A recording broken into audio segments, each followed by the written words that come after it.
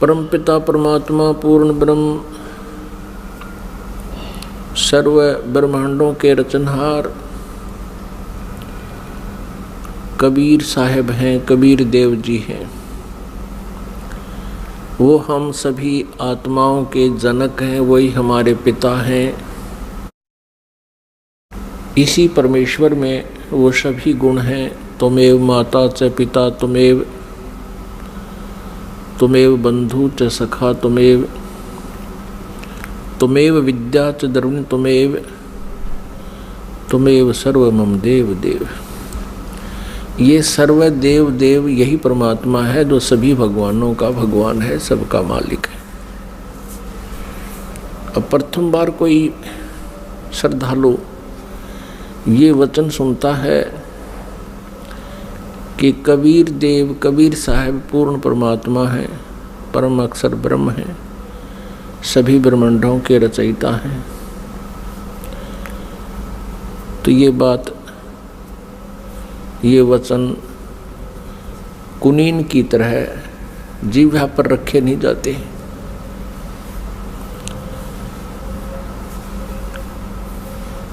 क्योंकि हमने जो ज्ञान सुना हुआ है वो लोक वेद सुन रखा है, वो दंत कथा सुन रखी है।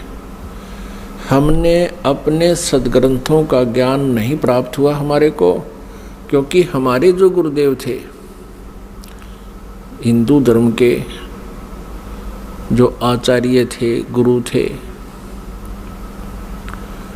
मंडलेश्वर थे, ये तत्व ज्ञानहीन थे। ये सभी ऋषि महर्षि ये तत्व ज्ञानहीन थे। इनको कोई अध्यात्म ज्ञान नहीं था, जिस कारण से हमने परमात्मा की पहचान नहीं हुई और लोक वेद के आधार से जिस भी किसी देव को पूर्ण परमात्मा कहा गया उसको हमने सत्य मान लिया। क्योंकि जो आचार्य होते थे, हिंदू धर्म के गुरु होते थे, वो संस्कृत भाषा के ज्ञाता होते थे और हमारे सभी सदग्रंथ संस्कृत भाषा के अंदर ही लिपिबद्ध हैं। अब बाद में अनुवाद कर दिया गया हिंदी में या अन्य किसी भी लैंग्वेज में, वो बाद की बातें हैं। प्रारंभ में अभी तक ये, प्रारंभ से लेकर अभी कुछ समय पहले तक ये सभी संस्कृत में विद्यमान थे और संस्कृत वाले तो अब भी एज इट इज हैं। अनुवादकर्ताओं ने अपनी अपनी भाषाओं में उनको ट्रांसलेट कर दिया है। अब जिस कारण से जनता जो थी, श्रद्धालु थे, वो उन गुरुओं पर, आचार्यों पर, मंडलेश्वरों पर विश्वास करते रहे कि ये संस्कृत के ज्ञाता हैं, संस्कृत बहुत अच्छी धारावाहिक बोल लेते हैं और सभी सदग्रंथ भी हमारे संस्कृत भाषा में लिखे हैं। जिस कारण से उस गुरु जी के विषय में कोई भी हमारे अंदर जो शंका उत्पन्न नहीं हुई, अविश्वास नहीं हुआ कि ये गलत कह रहा है। क्योंकि टीचर जो होता है वो विद्यार्थियों को जो भी ज्ञान देता है विद्यार्थियों के लिए स्वीकार्य होता है। अध्यापक से कुछ भी बोल रहा है तो बच्चे उसमें ऑब्जेक्शन नहीं करते, शिरोधार्य करते हैं। एक अध्यापक ने एक कोई प्रश्न का उत्तर इतिहास का बच्चों को पढ़ाया और उस लड़के का पिता भी एजुकेटेड था, लेकिन वो सर्विस नहीं कर रहा था, अपना अन्य व्यवसाय करता था। तो उस लड़के के पिता ने, फादर ने देखा कि जो बच्चे ने प्रश्न का उत्तर लिखा हुआ है वो गलत लिखा है। उसने अपने पुत्र से कहा कि बेटा तुमने ये गलत लिख रखा है। तो लड़के ने उत्तर दिया, नहीं पिताजी, हमारे गुरुदेव ने बोला है ये सही है। तो पिताजी ने कहा, नहीं बेटा इसको ठीक कर लो। तो लड़का बोला, नहीं पिताजी बिल्कुल नहीं करूँगा, ये हमारे गुरुजी ने बोला है, हमारे गुरुजी ने कहा है, हमारे अध्यापक ने कहा है। तो पुण्यात्माओं, आज वही सतिथि आ चुकी है। ये जितने भी आचार्य गुरु थे ये भाषा संस्कृत तो अवश्य जानते थे, लेकिन आध्यात्मिक ज्ञान से ये अपरिचित थे, जिस कारण से ये आज तक भी हमें हमारे सद्ग्रंथों के गूढ़ रहस्यों को नहीं बता पाए। और आज वही तथ्य जो हमारे पवित्र सद्ग्रंथों में विद्यमान हैं, जन साधारण के रूबरू ये दास करवा रहा है, उनको सार्वजनिक कर रहा है इन सीडी के माध्यम से, प्रोजेक्टर के माध्यम से और पुस्तकें बना करके। अब उन गुरुओं को, उन आचार्यों को समस्या उत्पन्न हो रही है जो अभी तक लोक वेद सुना रहे थे, दंत कथा सुना रहे थे। वो क्या कहते थे, कोई तो कहता था कि Shri Vishnu ji is complete God,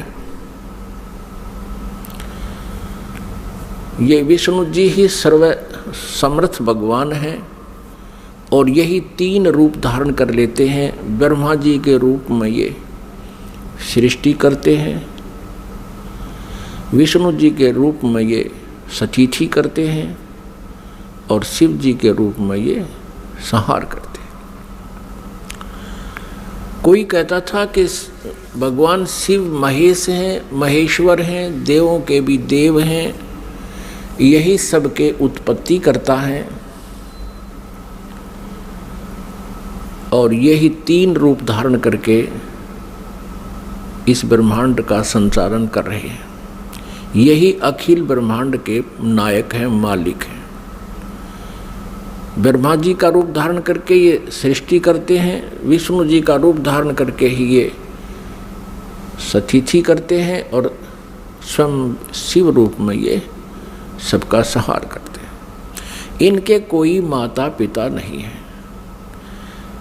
तो ये लोक वेद था, ये दंत कथा थी। हम इनको सर्वेश्वर महेश्वर कहा करते थे। पुण्यात्माओं, जिस मार्ग पर हम चलते हैं, हम अपना सफ़र तय करने के लिए उद्धत होते हैं, तो उसकी जानकारी हमें थोरोली होनी चाहिए, कंप्लीट होनी चाहिए, फिर उस पर चलने का लाभ है। और यदि हम जाना चाहते हैं हिसार से दिल्ली और हम चल पड़े हिसार से सरसा की ओर, तो हमारा चलना व्यर्थ है। चाहे हम कितनी स्पीड से जा रहे हैं, कितनी गाड़ी को दौड़ा रहे हैं, वो व्यर्थ है। और किसी कारण से आप हिसार से और सिरसा जा रहे हो और रास्ते में कोई इत्तेफाक से कोई व्यक्ति मिल जाता है, पूछ लेता है कहाँ जा रहे हो जेंटलमैन, तो आप कहोगे कि हम दिल्ली जा रहे हैं। वो व्यक्ति आपसे ये कहे कि ये दिल्ली वाला वे नहीं है, ये दिल्ली मार्ग नहीं है, ये तो आप उल्टा जा रहे हो, सिरसा साइड में पंजाब की तरफ जा रहे हो।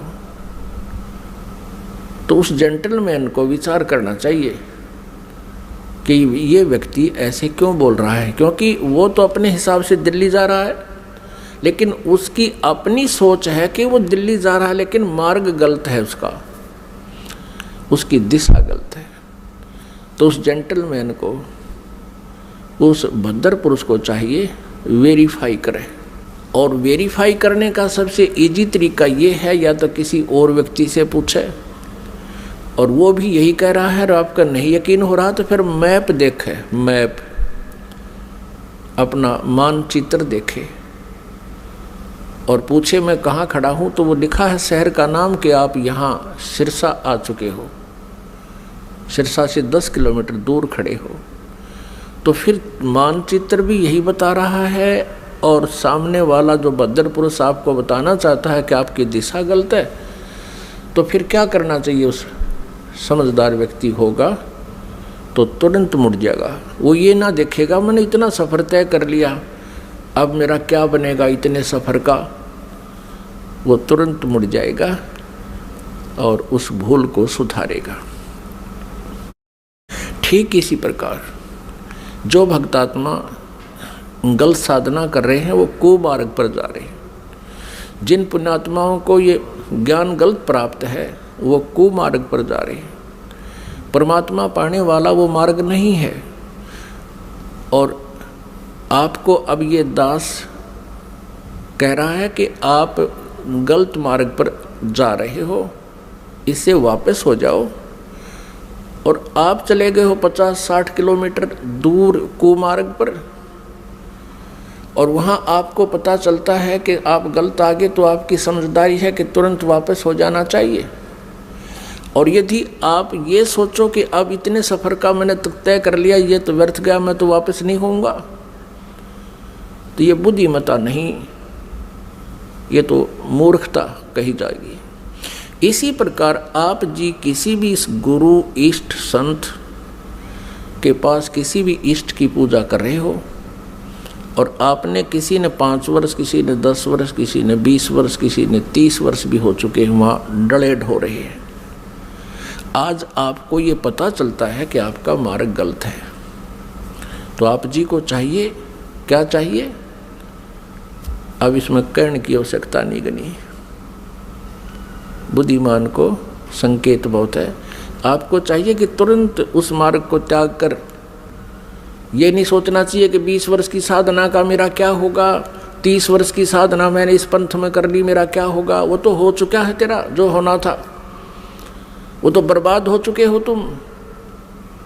आप जी को मार्ग पर इतनी सफ़र कर चुके हो 100 किलोमीटर, इससे वापस होना ही हितकारी है।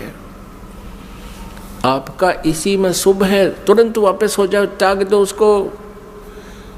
अब परमात्मा कहते हैं भेड़ा देखा दरदरा उत्तर चले फड़क।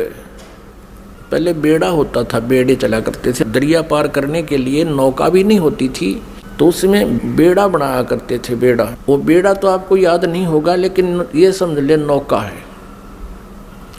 जिस नौका में आप बैठे हो उस नौका में पानी भर रहा है, उसमें उसका नीचे का बेड जो है वो डैमेज हो चुका है, और साथ में दूसरे वाला बिल्कुल जो है सही नौका साथ में आ जाता है, और आपको पता चल जाता है कि ये तो डूबोगे तुम इस नौका में जिसमें बैठे हो, पानी भर रहा है इसके अंदर। तो कहते हैं परमात्मा कहते हैं बेड़ा देखा जर्जरा और उत्तर चले फड़के। डूबे थे पर उबरे। कबीर परमेश्वर जी हमें बताना चाहते हैं कि जो बुद्धिमान होंगे वो ऐसा करेंगे। डूबे थे पर उबरे, गुरु के ज्ञान चमक, और भेड़ा देखा जर्जरा उत्तर चले फड़क। कहते हम तो डूबे थे, 84 लाख योनियों में चले जाते। गुरु जी के ज्ञान से फिर हम फड़क गए, एकदम फड़कना माने न जबरदस्त भयभीत हो जाना, और एकदम फड़क के यानी ऐसे चमक के कूद जाना, एकदम चमक जाना। मतलब सेकंड का विचार भी नहीं करने का समय है। डूब रहा है तो एकदम दूसरा साथ में खड़ा है, अच्छा स्थान है, तो उस पर चमक एकदम कूद जाना, उसको कहते हैं डूबे थे पर उबरे।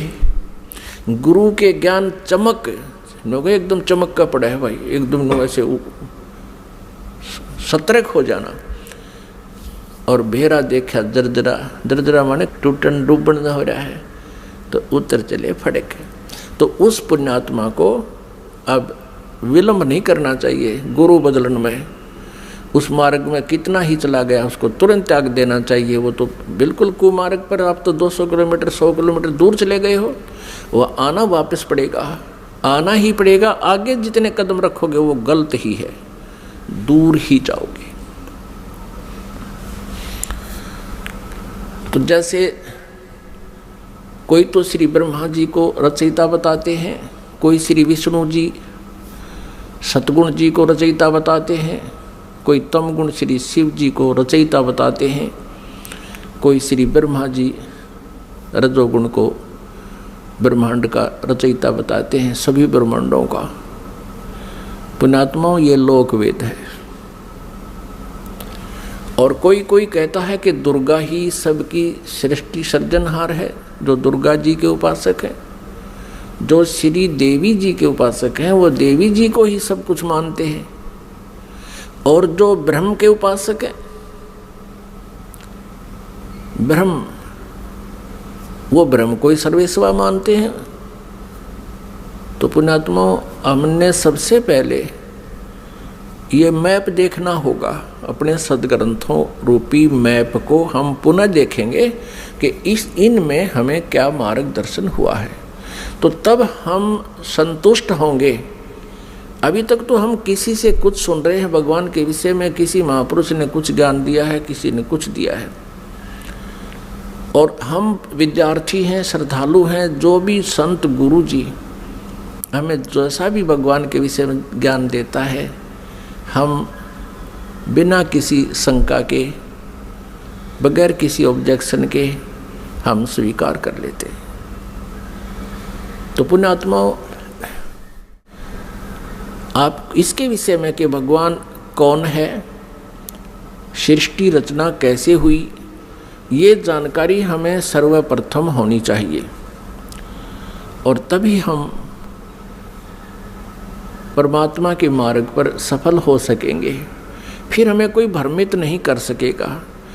श्रीमद् भगवत गीता अध्याय नंबर 16 के श्लोक नंबर 23 में कहा है कि शास्त्र विधि को त्याग कर जो मनमाना आचरण करते हैं, यानी मनमानी पूजाएं करते हैं, मनमाने साधनाएं करते हैं जो शास्त्रों में विद्यमान नहीं है, जो ज्ञान और उसका समाधान, वो साधना व्यर्थ है। न उनकी गति होती है, न उनको कोई सुख प्राप्त होता है, और न ही उनको कोई सिद्धि प्राप्त होती है, अर्थात व्यर्थ, यूजलेस।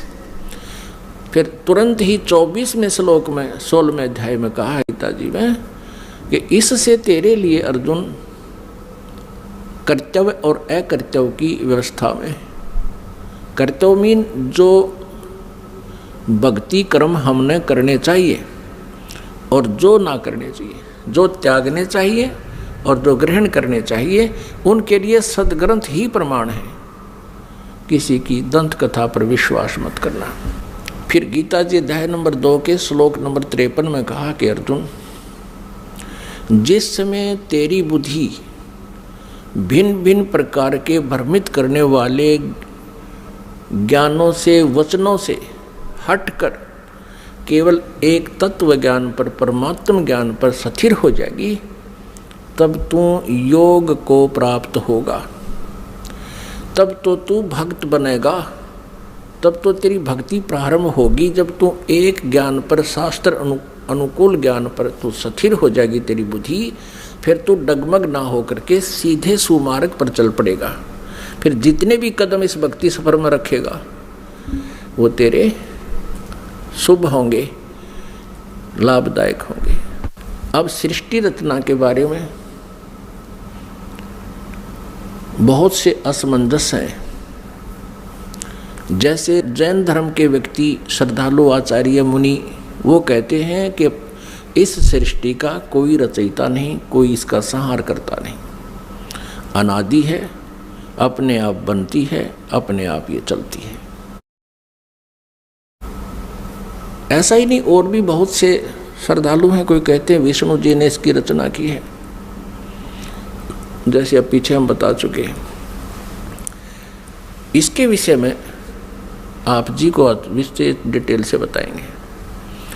परमेश्वर कबीर देव जी का जो प्रसंग चला था कि ये पूर्ण परमात्मा है, पूर्ण ब्रह्म है, कंप्लीट गॉड है, ये विश्वास आप जी को नहीं हो सकता जब तक हम इनके गुणों से परिचित नहीं होंगे। और गुण कहाँ होते हैं? उनके जीवनी में, उनके इतिहास में लिखे होते हैं। जैसे विष्णु जी, श्री शिव जी, श्री विष्णु जी, श्री ब्रह्मा जी, इनकी जानकारी भी इनकी जीवनी में, इनके इतिहास में लिखी है, पुराणों में।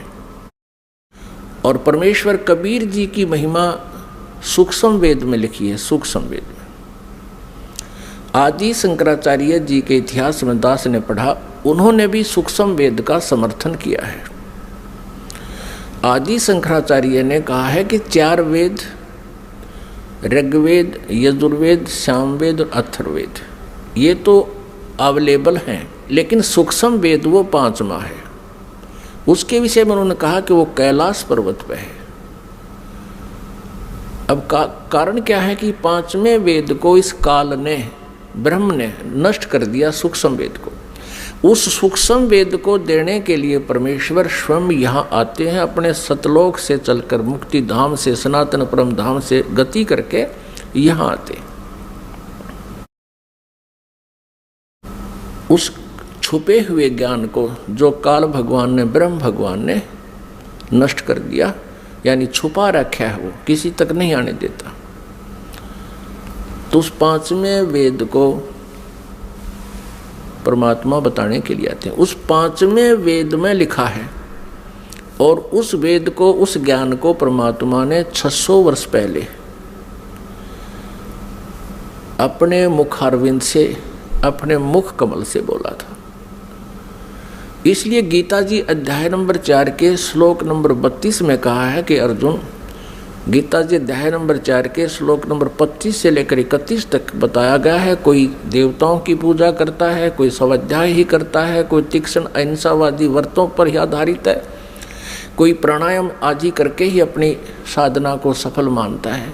ये इस आध्यात्मिक ज्ञान का, धार्मिक यज्ञों का, यज्ञ माने अनुष्ठानों का विस्तार से विवरण 4th अध्याय के 32वें श्लोक में कहा है कि वो सच्चिदानंद घन ब्रह्म की वाणी में विस्तार से कहा गया है। यहाँ अनुवादकर्ताओं ने श्रीमद् भगवत गीता अध्याय 4 श्लोक 32 में अनुवादकर्ताओं ने ज्ञान न होने से अनर्थ कर दिया। उसमें लिखा ब्रह्मण मुखे, मूल पाठ में ब्रह्मण मुखे लिखा है, अनुवादकर्ताओं ने लिख दिया ब्रह्मण मुखे का अर्थ लिख दिया वेद की वाणी में। वो गलत लिख दिया, वो गलत अनुवाद किया है। ब्रह्मण मुखे माने सच्चिदानंद घन ब्रह्म की वाणी में, जो अपने मुख से, मुखे माने अपने मुख से मालिक ने जो बोली है, उस मुख से बोली हुई वाणी में विस्तार से कहे गए हैं, और वो है कबीर वाणी। ब्रह्मण का अर्थ यहाँ इन्होंने गलत कर दिया, वेद लिख दिया। और गीता जी अध्याय नंबर 17 के श्लोक नंबर 23 में ओम तत्सत इति निर्देश है ब्रह्मण त्रिविद समर्थ है, वहाँ ब्रह्मण का अर्थ इन्होंने ठीक किया है, क्योंकि वहाँ विचलित नहीं हुए। ये सच्चिदानंद घन ब्रह्म लिखा है ब्रह्मण का अर्थ, तो यहाँ 4th अध्याय के 32वें श्लोक में भी ब्रह्मण का अर्थ लिखना पड़ेगा, सच्चिदानंद घन ब्रह्म की वाणी में विस्तार से कहे गए। फिर 4th अध्याय के 34वें श्लोक में कहा कि वो तत्व ज्ञान है जो 5वें वेद में लिखा है, सूक्ष्म वेद में लिखा है। उस तत्व ज्ञान को तू तत्वदर्शी संतों के पास जाकर समझ। उनको दंडवत प्रणाम करने से, कपट छोड़ के विनम्र भाव से प्रसन्न करने से वो तत्वदर्शी संत तुझे उस परमात्म तत्व का ज्ञान कराएंगे। इससे ये भी सिद्ध हो गया कि गीता ज्ञानदाता उस 5वें वेद से परिचित नहीं है, इसलिए उसने ऑप्शन छोड़ दिया कि आप उस ज्ञान को तो तत्वदर्शी संतों से समझो। तो परमेश्वर कबीर देव जी स्वयं आते हैं वो पूर्ण ब्रह्म तत्वदर्शी संत की भूमिका करने के लिए। उन्होंने 600 वर्ष पहले, क्योंकि परमेश्वर कबीर जी सन 1398 में, यानी संवत 1455, विक्रमी संवत 1455 जून यानी ज्येष्ठ की पूर्णमासी को एक शिशु रूप धारण करके कमल के फूल पर विराजमान हुए थे काशी शहर में लहरतारा तालाब में। फिर लीला करते हुए बड़े हुए, उनको एक नीरुनिमा नाम के जुल्हा उठा ले गए थे। उसी व्यवसाय में मालिक रहने के कारण वो परमेश्वर जुल्हा धारणक कहाए। उन्होंने 600 वर्ष पहले अपने उस सूक्ष्म वेद में लिखा है, बताया है। उसको ये दास अब अपने शब्दों में परमात्मा के ज्ञान को आप तक पहुंचाना चाहेगा। परमेश्वर ने बताया है कि सबसे पहले केवल अकेले पूर्ण परमात्मा थे, कबीर देव थे। वो अनामय लोक में रहते थे, अनामय, और परमात्मा अकेले थे। उसके बाद परमेश्वर ने अन्य 3 लोकों की और रचना की। अकय लोक से नीचे वाला अनामय लोक कहो, चाहे अनामी लोक कहो, अकय लोक कहो। अकय लोक से नीचे अगम लोक है, उससे नेक्स्ट अलख लोक है, और फिर उससे जो तीसरा स्थान नीचे सत्यलोक है, जिसको सनातन परमधाम कहते हैं। और सत्यलोक में परमात्मा सत्य पुरुष नाम से विद्यमान है। एक ही परमेश्वर ने अपने अन्य 3 रूप और बनाए।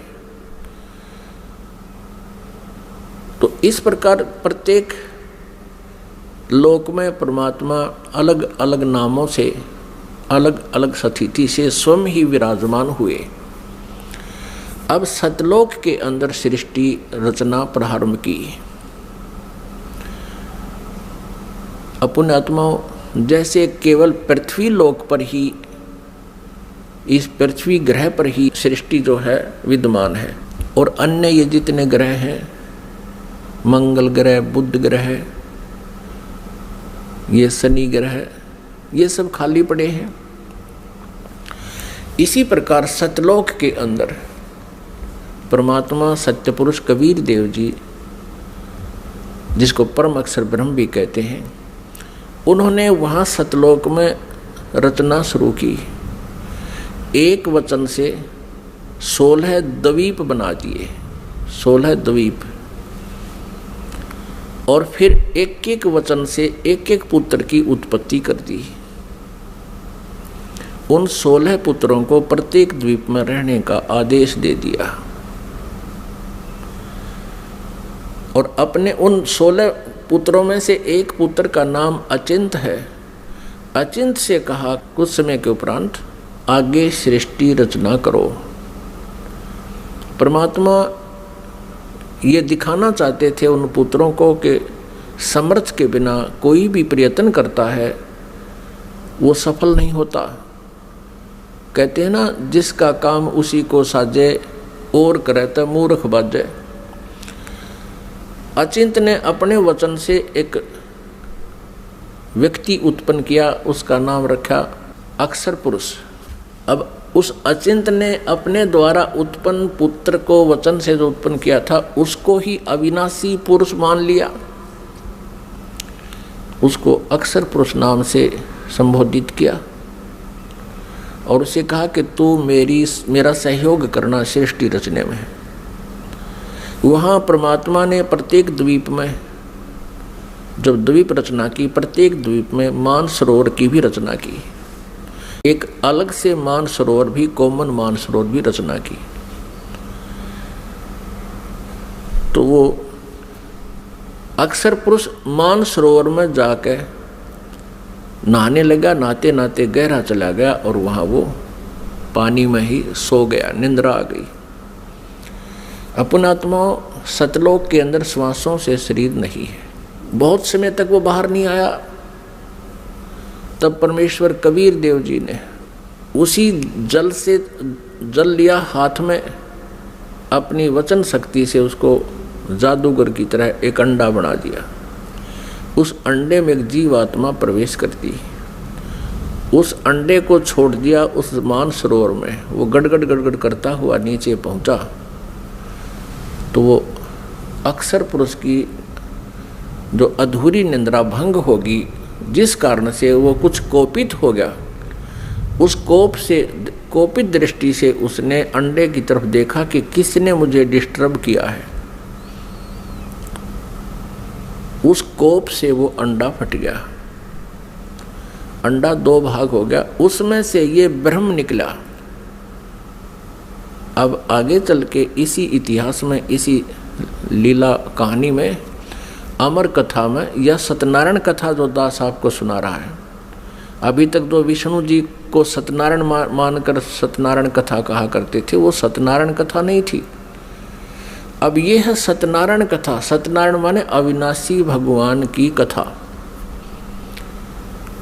तो उसमें से ये ब्रह्म निकला।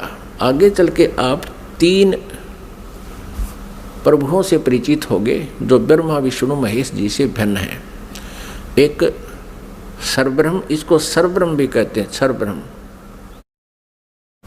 और दूसरा ये अक्षर पुरुष यानी अक्षर ब्रह्म। ये अक्षर पुरुष कहो तो अक्षर ब्रह्म कहो। और अंडे से निकला ये सर्वब्रह्म, सर्वब्रह्मन नाशवान, क्योंकि अक्षर पुरुष को तो अचिंत ने नाम दे दिया कि तो अविनाशी व्यक्ति उत्पन्न कर दिया मैंने, अक्षर पुरुष।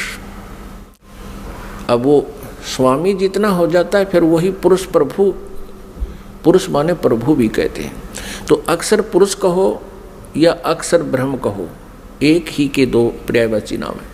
इसी प्रकार सर पुरुष कहो, ये ब्रह्म जो अंडे से निकला ये सर पुरुष है, इसको सर ब्रह्म कहो, इसके पर्यायवाची नाम है। इसको ज्योति स्वरूपी निरंजन भी, काल भी, ये ब्रह्म ही आगे चल के काल भी कहा जाएगा। अब याद रखना, क्योंकि पुण्यात्मा, जब तक आप इस इतिहास से परिचित नहीं होगे, सृष्टि रचना से, आप किसी भी सदग्रंथ को नहीं समझ सकते। तब परमेश्वर ने आदेश दिया उन दोनों को कि तुम बाहर आओ। अचिंत पुरुष तुम निंद्रा में थे, न वो अक्षर पुरुष तुम निंद्रा में थे, तुम्हें जगाने के लिए ये सब प्रोसेस अपनाया है, तुम बाहर आ जाओ। दोनों बाहर आ गए। अब परमात्मा ने अचिंत से कहा कि अचिंत, अब देख लिया तूने, समर्थ के बिना कोई कार्य सफल नहीं होता। अब तू तो इसको बाहर भी नहीं निकाल सकता था। और आगे से ध्यान रखना कि बीच में टांग अड़ाओ मेरी क्रिया में, इसलिए तुम्हें तुम्हारे सामर्थ्य से परिचित कराया है। तो अचिंत ने कान पकड़ दिए कि दाता हम कुछ नहीं कर सकते। अब परमेश्वर ने आदेश दिया उन दोनों को, किसको? सरपुरुष अर्थात जिसको सर्वब्रह्म भी कहते हैं, जो आगे चल के ब्रह्मा विष्णु महेश का पिता सिद्ध होगा इसी कथा में। सरपुरुष और अक्षर पुरुष को दोनों से कहा कि तुम उस अचिंत के द्वीप में रहो। इन दोनों ने आज्ञा का पालन किया। और तीनों कौन? अचिंत, अक्षर पुरुष और सरपुरुष, जिसको सर्वब्रह्म भी कहते हैं। और यहाँ हम सीधी भाषा में उसको ब्रह्म भी कहने लग गए। आगे डिफाइन करेंगे ब्रह्म क्यों कहने लगे। अब ये तीनों एक द्वीप में रह रहे हैं। बाकी जो अन्य 15 जने हैं परमात्मा के वचन से उत्पन्न वो पुत्र, वो अलग अलग सिंगल द्वीप में रह रहे थे। कुछ समय उपरांत परमेश्वर ने हम सभी आत्माओं को, आप जी को, सारे ब्रह्मांडों की जितनी आत्माएं हैं, अपने शरीर से, अपने वचन से उत्पन्न कर दिया। और वहाँ हम तेजोमय शरीर में विद्यमान थे। नूरी शरीर है हमारा, यानी तेजोमय शरीर है, एक तत्व से बना हुआ है। उसमें नाड़ी, वो शुक्रम अकायम असनाविरम, वो जैसे हमारी शुक्र से बनी हुई काया नहीं होती जो माता पिता के संयोग से बनती है, उसमें नाड़ी आदि का जुगाड़ जोड़ नहीं होता, नाड़ी तंत्र नहीं होता। इसी ऐसा ही शरीर परमात्मा का है, साकार है, मनुष्य दृश्य है, तेजों में है। लेकिन परमात्मा के शरीर का और हमारे शरीर के नूर में, सामर्थ्य में, शक्ति में और उसके नूर में, प्रकाश में अंतर है। पूर्ण परमात्मा सत्य पुरुष यानी कबीर देव जी का जो सतलोक में शरीर है, उसका एक रोमकूप में करोड़ सूर्य करोड़ चंद्रमा से भी अधिक रोशनी है। और हमारा वहाँ शरीर कैसा था, जो शेष वहाँ रह रहे हैं उनका कैसा शरीर है, और हम जब परमात्मा ने अपने वचन से उत्पन्न किए थे तब हमारा कैसा शरीर था, मनुष्य सदृश था। और हमारा शरीर 16 सूर्य जितने प्रकाश युक्त था, हमारे पूरे बॉडी का शरीर 16 सूर्य जितना तेज था यहाँ की जो सूर्य, लेकिन गर्मी ना हो।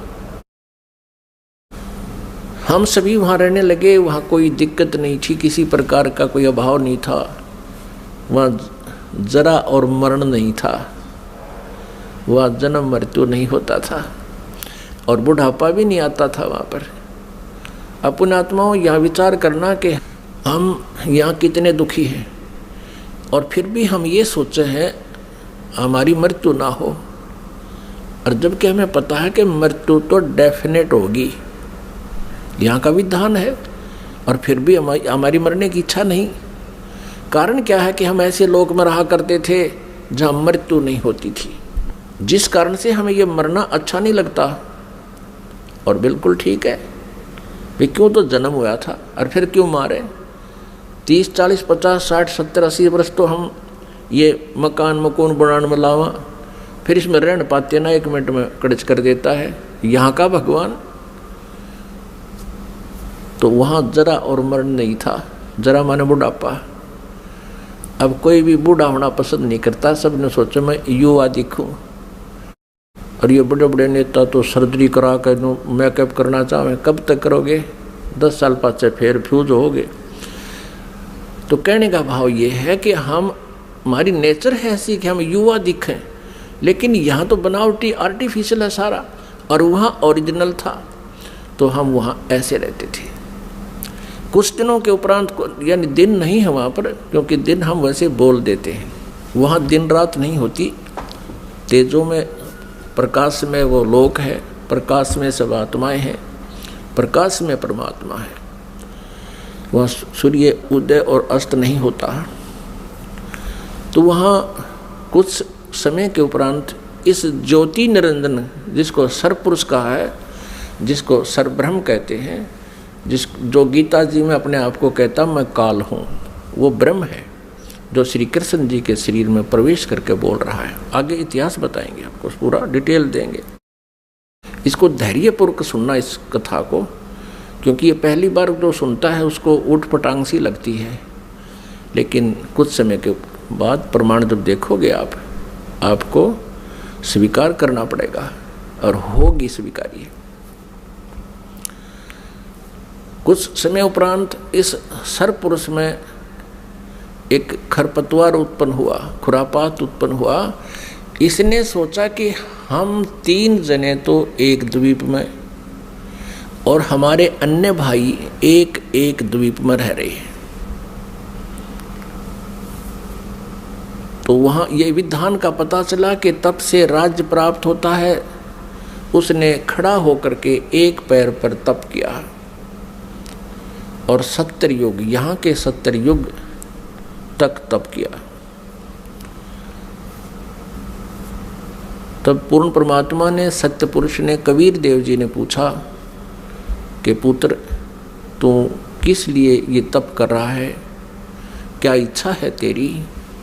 तब इसने कहा कि भगवान ये द्वीप मेरे लिए छोटा है, थोड़ा है, हम 3 एक द्वीप में रह रहे हैं, अन्य भाई मेरे अलग द्वीपों में एक एक रह रहे हैं, मुझे अलग स्थान चाहिए। परमात्मा ने कहा ठीक है भाई, तुझे 21 ब्रह्मांड दे दिए। जैसे एक धनी पिता अपने पुत्र को 21 प्लाट दे दे, अगले बेटा ये तेरे हिस्से में 21 प्लाट आ गए। अब उन प्लाटों को पाकर, 21 ब्रह्मांड को पाकर, ये सरब्रह्म, हम संत लैंग्वेज में इसको क्षर ब्रह्म कहते हैं। क्षर ब्रह्म, क्षर अक्षर, अक्षर तो ये अक्षर ब्रह्म तो ये परब्रह्म है जो अचिंत के वचन से उत्पन्न हुआ, और क्षर ब्रह्म है ये परमात्मा के वचन से, अंडे से उत्पन्न हुआ। ये क्षर ब्रह्म जो है 21 ब्रह्मांडों में, कभी उसमें जा कभी उसमें सैर सपट्टे करे, देख रहा है इनको। फिर मन में इसने सोचा कि इनमें कुछ कंस्ट्रक्शन होनी चाहिए। इस उद्देश्य से इसने फिर सत्ययुग तब फिर किया। तब परमेश्वर ने पूछा भी अब क्या चाहता है, प्लाट तेरे को दे दिए, 21 ब्रह्मांड दे दिए। तब इसने कहा प्रभु कुछ कंस्ट्रक्शन का यानी कोई रचना सामग्री दो मुझे, ताकि मैं कुछ उसमें रचना बना करूं। यानी अब जैसे प्लाट दे दिए, उसके पास तो फिर भी कुछ को नहीं, पिता से मांगता है कुछ पैसे दो या ईंट सीमेंट मटेरियल अवेलेबल कराओ। तो परमेश्वर कबीर देव जी ने इस सर पुरुष को, क्षर ब्रह्म को 5 तत्व और 3 गुण दे दिए। अगले बेटा बना खिलौने रखे दिन से, इनको पाकर ही बड़ा प्रसन्न हुआ। फिर इसने सोचा कि मैं इसमें कंस्ट्रक्शन भी कर लूँगा, तो फिर अकेला कैसे दिल लगेगा मेरा। इसने सोचा कि कुछ आत्माएं भी मैं प्राप्त करूं भगवान से। इस क्षर ब्रह्म ने, इस काल भगवान ने फिर तप फिर प्रारंभ किया, एक पैर पे खड़ा हो गया। तो उधर से हम यहाँ इसके जाल में कैसे फंस गए, ये एक बहुत विशेष विचारणीय समय जो है ना बात है पुण्यात्माओं, एक विशेष विचारणीय विषय है कि हम क्यों फंसे। फिर चल इसने तो ऐसा कर लिया, प्राप्त हुआ अलग से, हम इसके साथ कैसे, हम जो फंसे हुए हैं ये इसके साथ फंसे हुए हैं, इस ब्रह्म के क्षर ब्रह्म के साथ हम यहाँ आ गए, जिस कारण से हम यहाँ दुख पा रहे हैं। अपने पिता को छोड़ आए जहाँ कोई अभाव नहीं था, कोई जन्म मृत्यु नहीं थी। तो हम कैसे फंसे कि हम वहाँ देख रहे थे इसके तप को, और जब ये खड़ा होकर तप कर रहा था, एक पैर पे खड़ा होकर, हम सभी इस पर आसक्त हो गए, इतने आसक्त हो गए। ओहो हो, देख कितने दिन से एक पैर पे खड़ा है, कभी इस पैर को कर लेता है, कभी उस पैर पे खड़ा हो जाता है, और ऐसे करके खड़ा है कभी। तो हम इसकी इन अदाओं से इतने प्रभावित हो गए, हम अपने भगवान से भी दिल हटा बैठे। जो हमें सर्व सुख दे रहा था, सब सुविधाएं उपलब्ध करा रहा था, हम उससे हटकर इसके ऊपर आसक्त हो गए। तो पुण्यात्माओं, यही बीमारी, यही स्वभाव आप और हम सभी को वहाँ से लगी थी। जैसे यहाँ के हीरो और हीरोइन, अभिनेता अभिनेत्री अपने पेट के लिए, रोजी रोटी के लिए एक्टिंग करते हैं, अदाएं करते हैं, उछल कूद करते हैं, और ये युवा वर्ग बच्चे उनको देखकर इतने आसक्त हो जाते हैं, पूछो मत।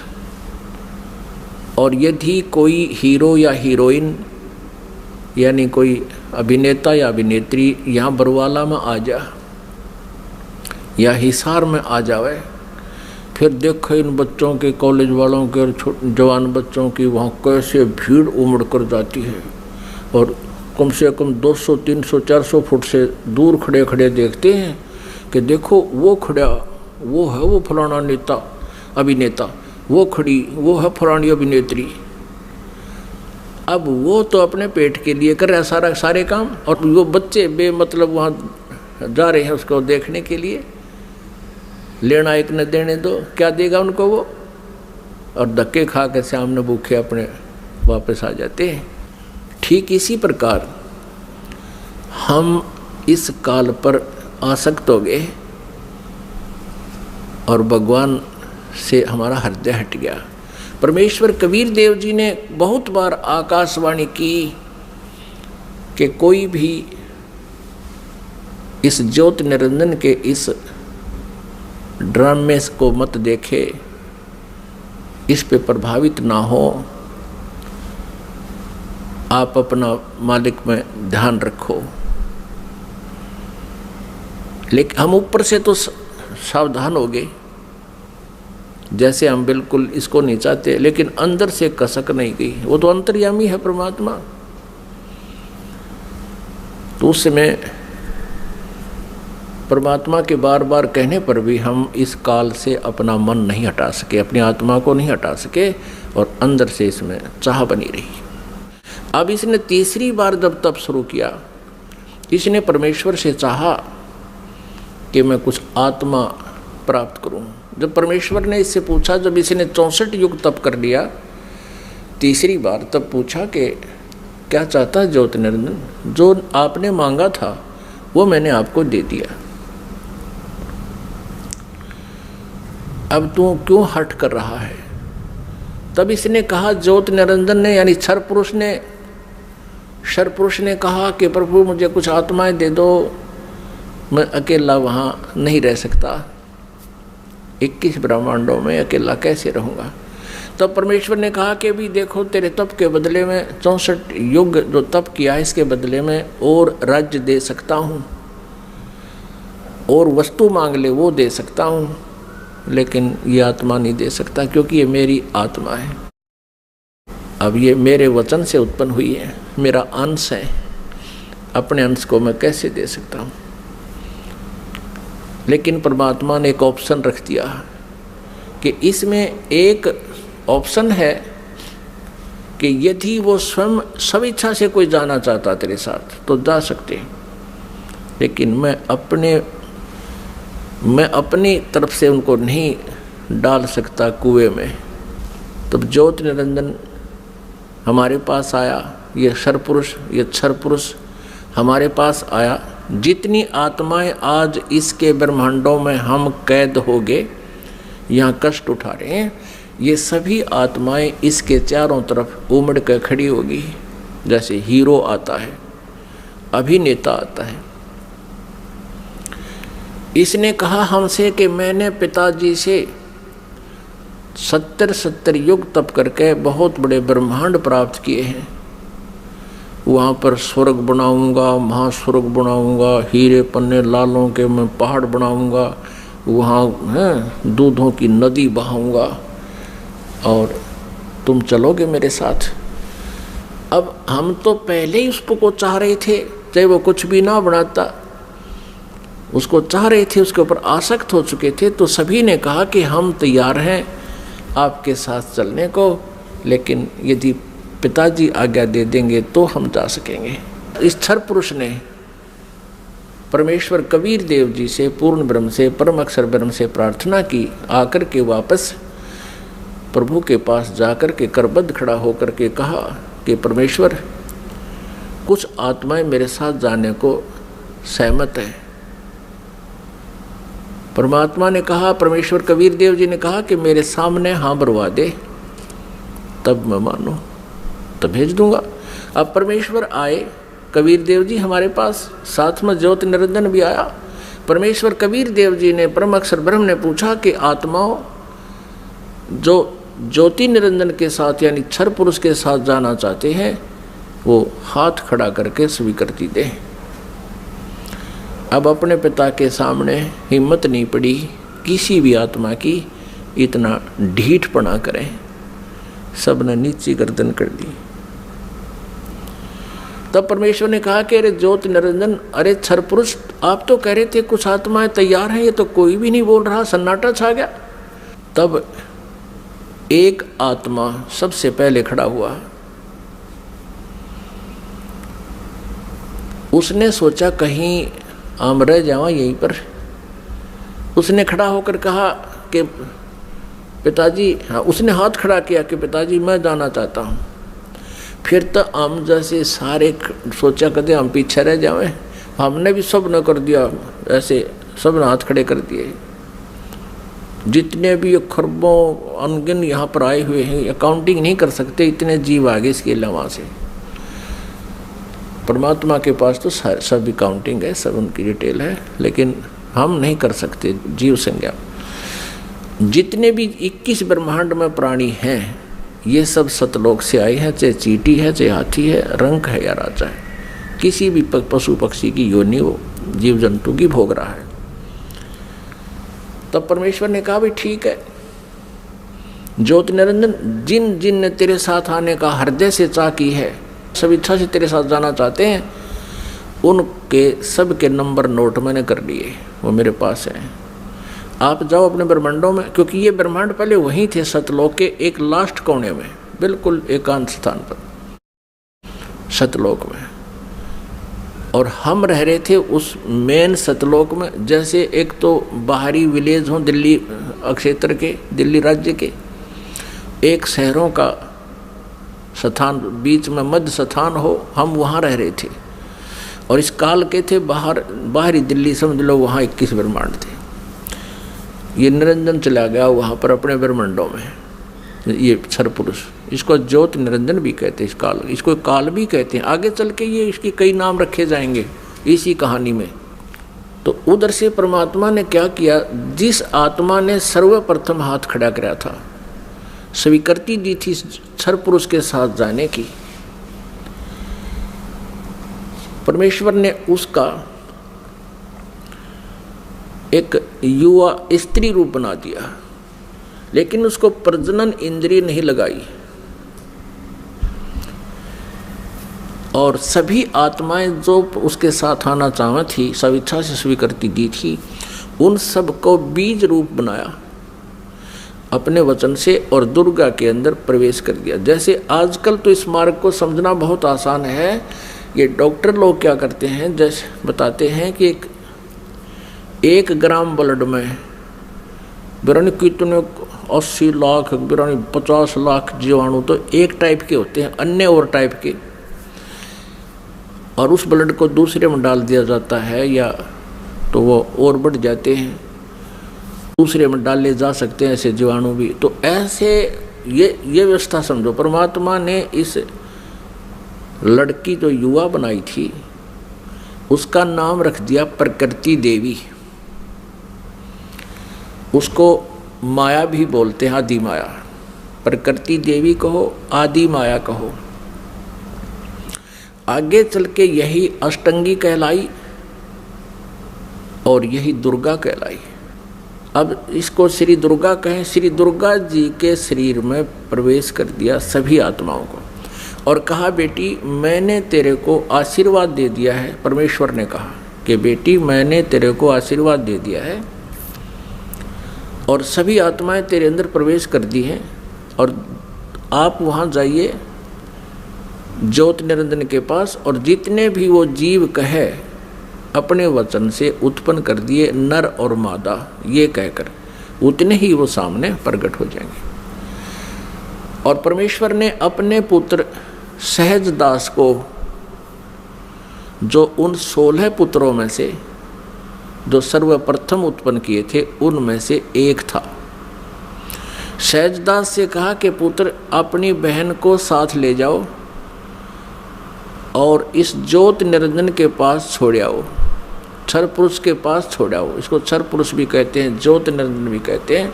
यही आगे चल के गीता में जो कहता मैं काल हूँ, ये वो काल है, वहाँ छोड़ आओ। क्षर पुरुष को बता देना कि परमात्मा ने, यानी मेरी तरफ से कह देना कि इसके शरीर में सभी आत्माओं को प्रवेश कर दिया है, और इसको वचन दे दिया है, आशीर्वाद दे दिया है, इसको शक्ति दे दी है, इसको वरदान दे दिया है कि जितने जीव तू चाहेगा, नर और मादा, ये लड़की प्रकृति देवी ये उत्पन्न कर देगी। सहजदास पिताजी के आदेश को शिरोधार्य करके अपनी बहन श्री दुर्गा को साथ लेकर ज्योत निरंजन के पास आ गया, यानी क्षर पुरुष के द्वीप में चला गया, उस लोक 21 ब्रह्मांडों में। उससे कहा कि ये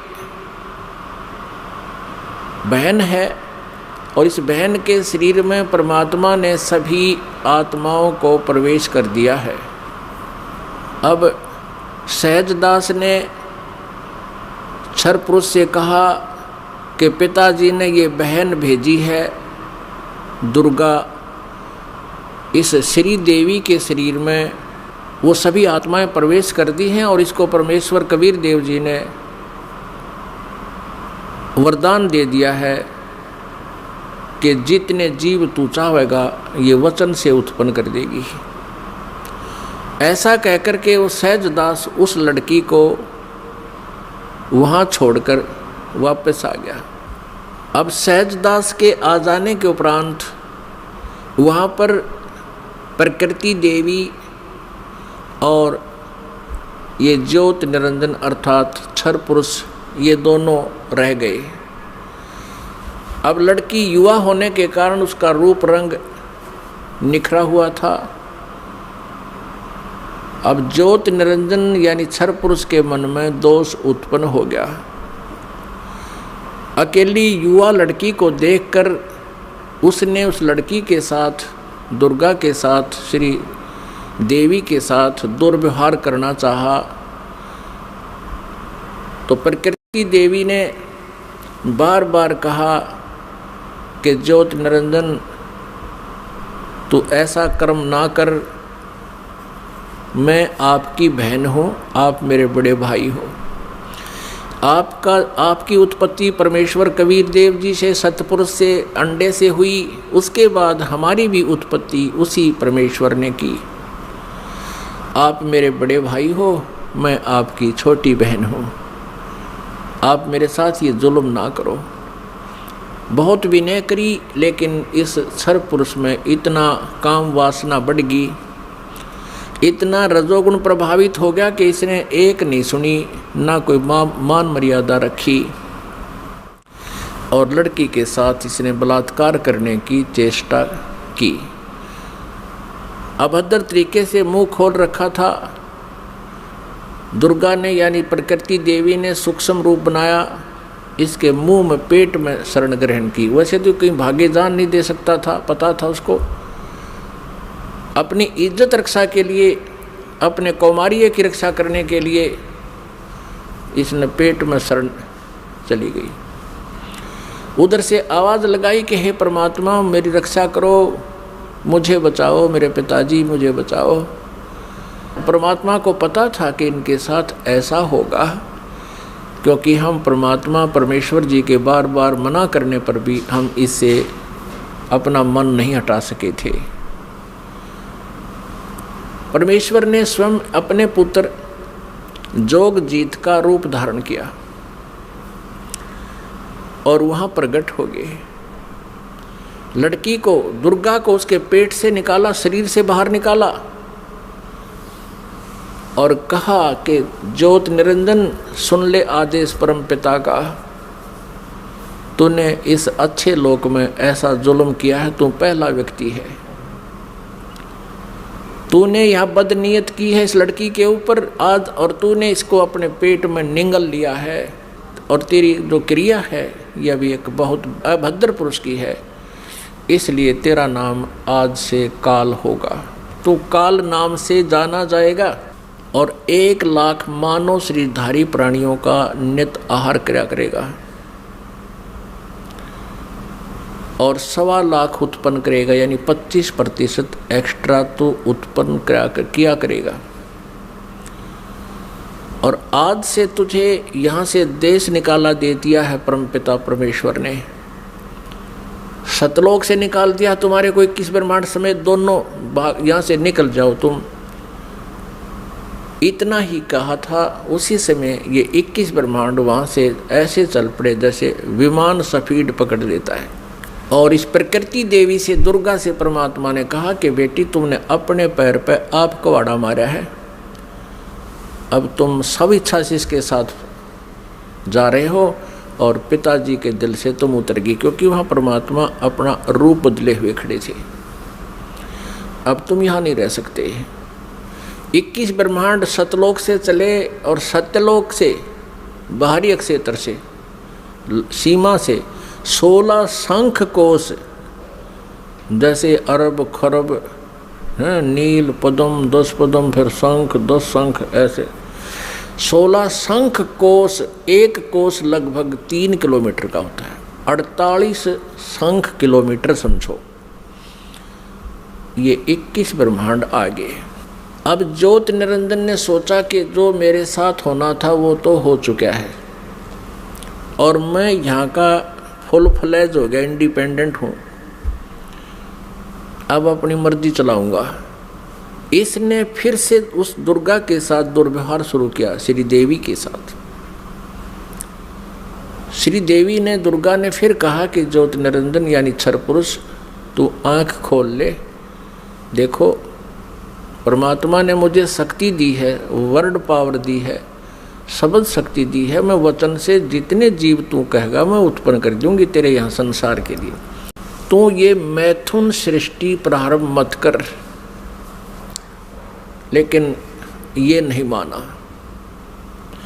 दुर्गा ने फिर यातना की कि देख, पहले तो तू मेरा बड़ा भाई, मैं तेरी छोटी बहन, और दूसरे मैं तेरे पेट से निकलकर तेरे शरीर से बाहर आई हूँ, मैं तेरी पुत्री होगी। तू किसी नाते की तो लाज रख ले। लेकिन इस ज्योत निरंजन क्षर पुरुष ने उसकी एक नहीं सुनी। तो उसमें परमात्मा ने इस लड़की को प्रजनन इंद्रिय नहीं लगाई थी। फिर इस काल ने, ज्योत निरंजन ने, ये तब से सिद्धियां भी आ जाती हैं। अपनी सिद्धि शक्ति से प्रजनन इंद्रिय बनाई, दुर्गा से बाई फोर्स विवाह किया और फिर इन 3 पुत्रों की उत्पत्ति हुई। रजगुण युक्त ब्रह्मा जी, सतगुण युक्त विष्णु जी, तमगुण युक्त शिव जी। इन तीनों को एक एक गुण युक्त कर दिया। एक एक गुण युक्त कैसे किया? इस काल ने एक ब्रह्मांड के ऊपर टॉप मोस्ट प्लेस पर, शिखर में एक गुप्त स्थान बना रखा है। उस गुप्त स्थान में दुर्गा और इस काल के अतिरिक्त कोई नहीं जा सकता। तो वहां इसने 3 स्थान बना रखे हैं।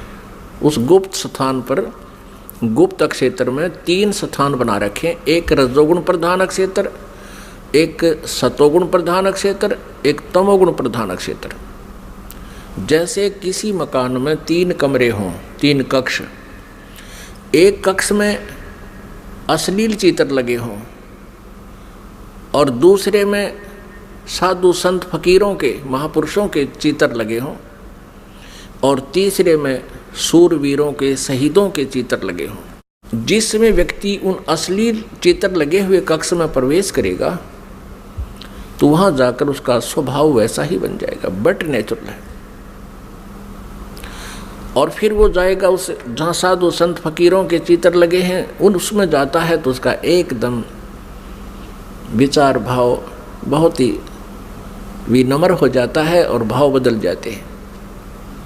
ऐसे ही जब वो जिस कक्ष में सूरवीरों के, शहीदों के चित्र लगे हैं तो वहाँ जाते ही उसका अपने आप मनोबल उसी प्रकार का हो जाता है, स्वभाव बन जाता है। तो ठीक इसी प्रकार इन तीनों पुत्रों को, रजगुण युक्त ब्रह्मा जी को जो कैसे बनाया कि दुर्गा को अपनी पत्नी रूप में, इस श्री देवी को पत्नी रूप में रखा।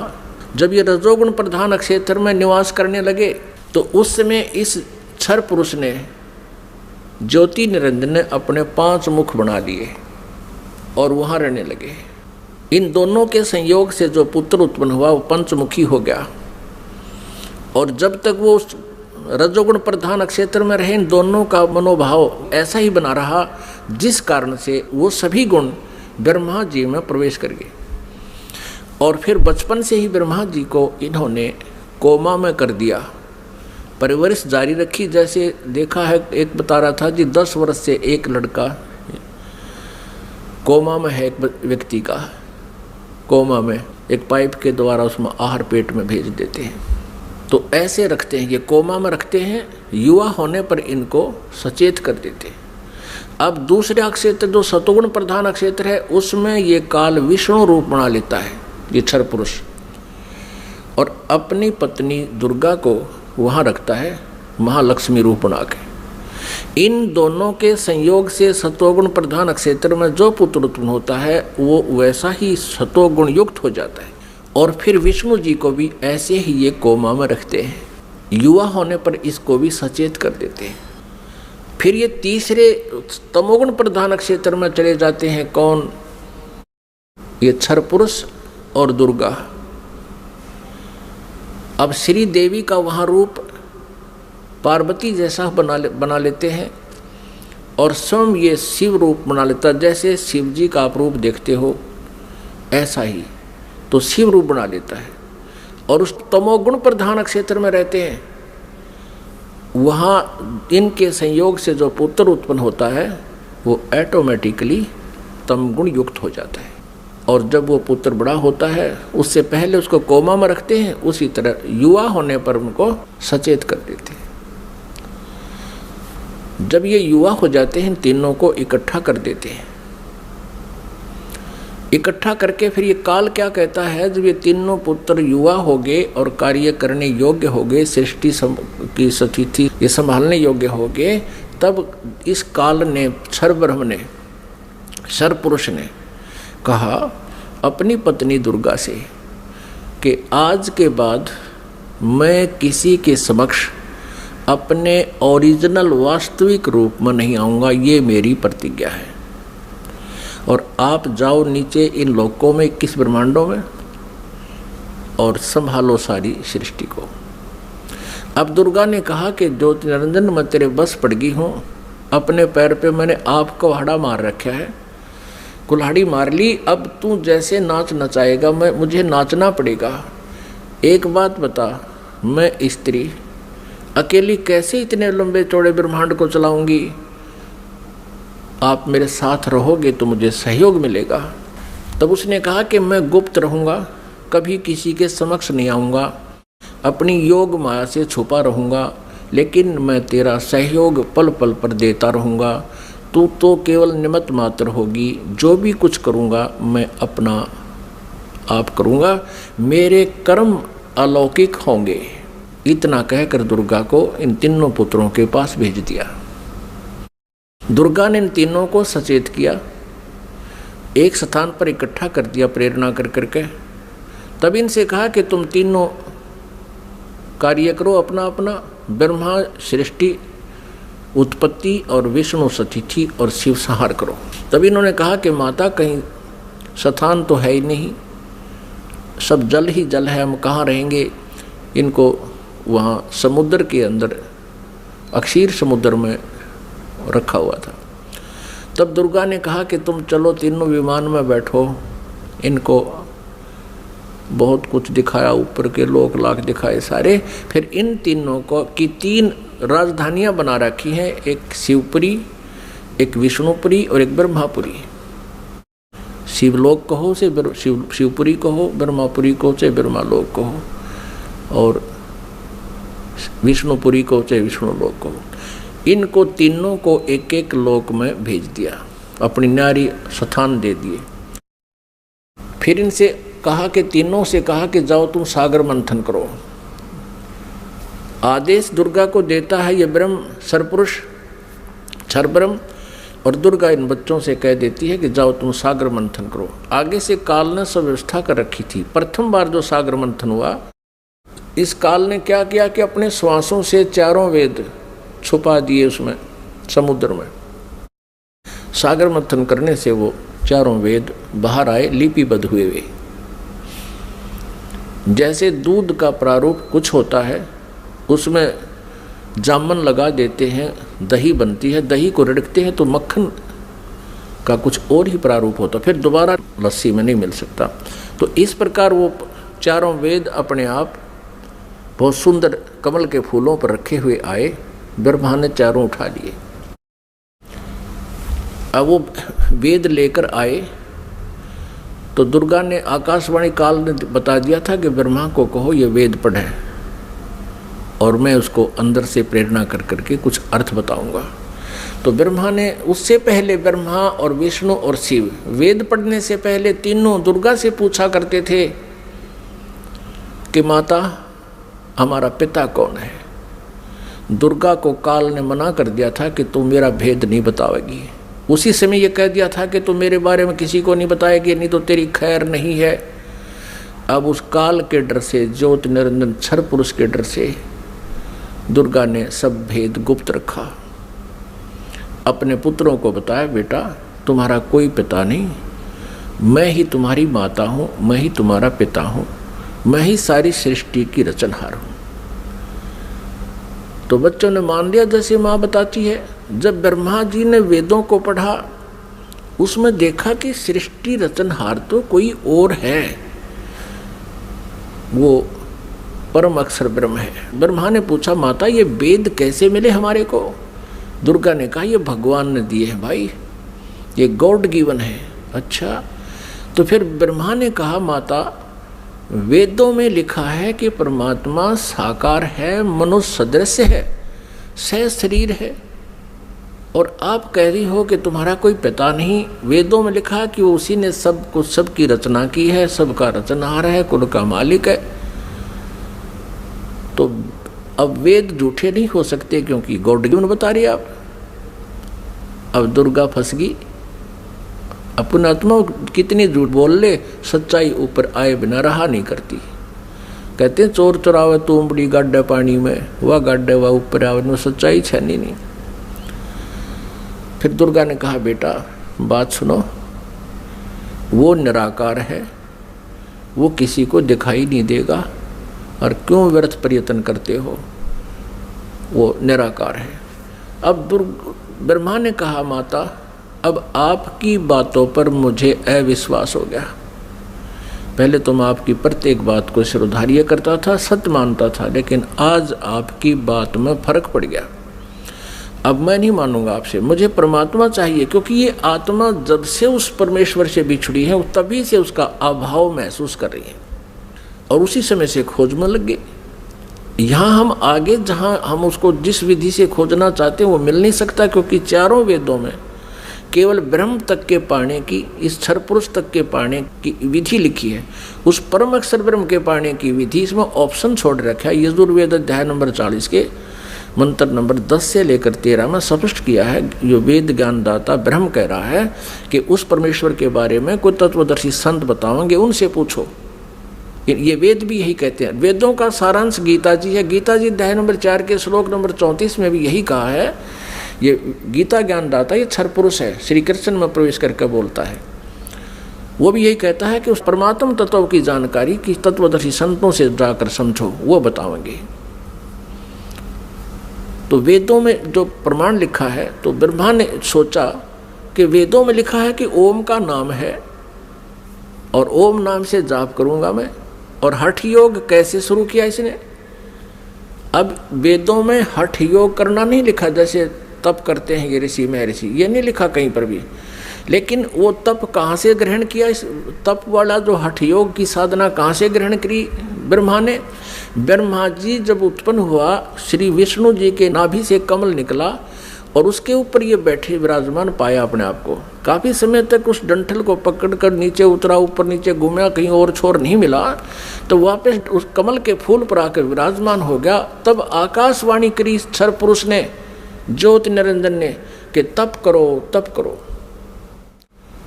अब ब्रह्मा ने वो आकाशवाणी परमेश्वर की मान कर तप शुरू कर दिया।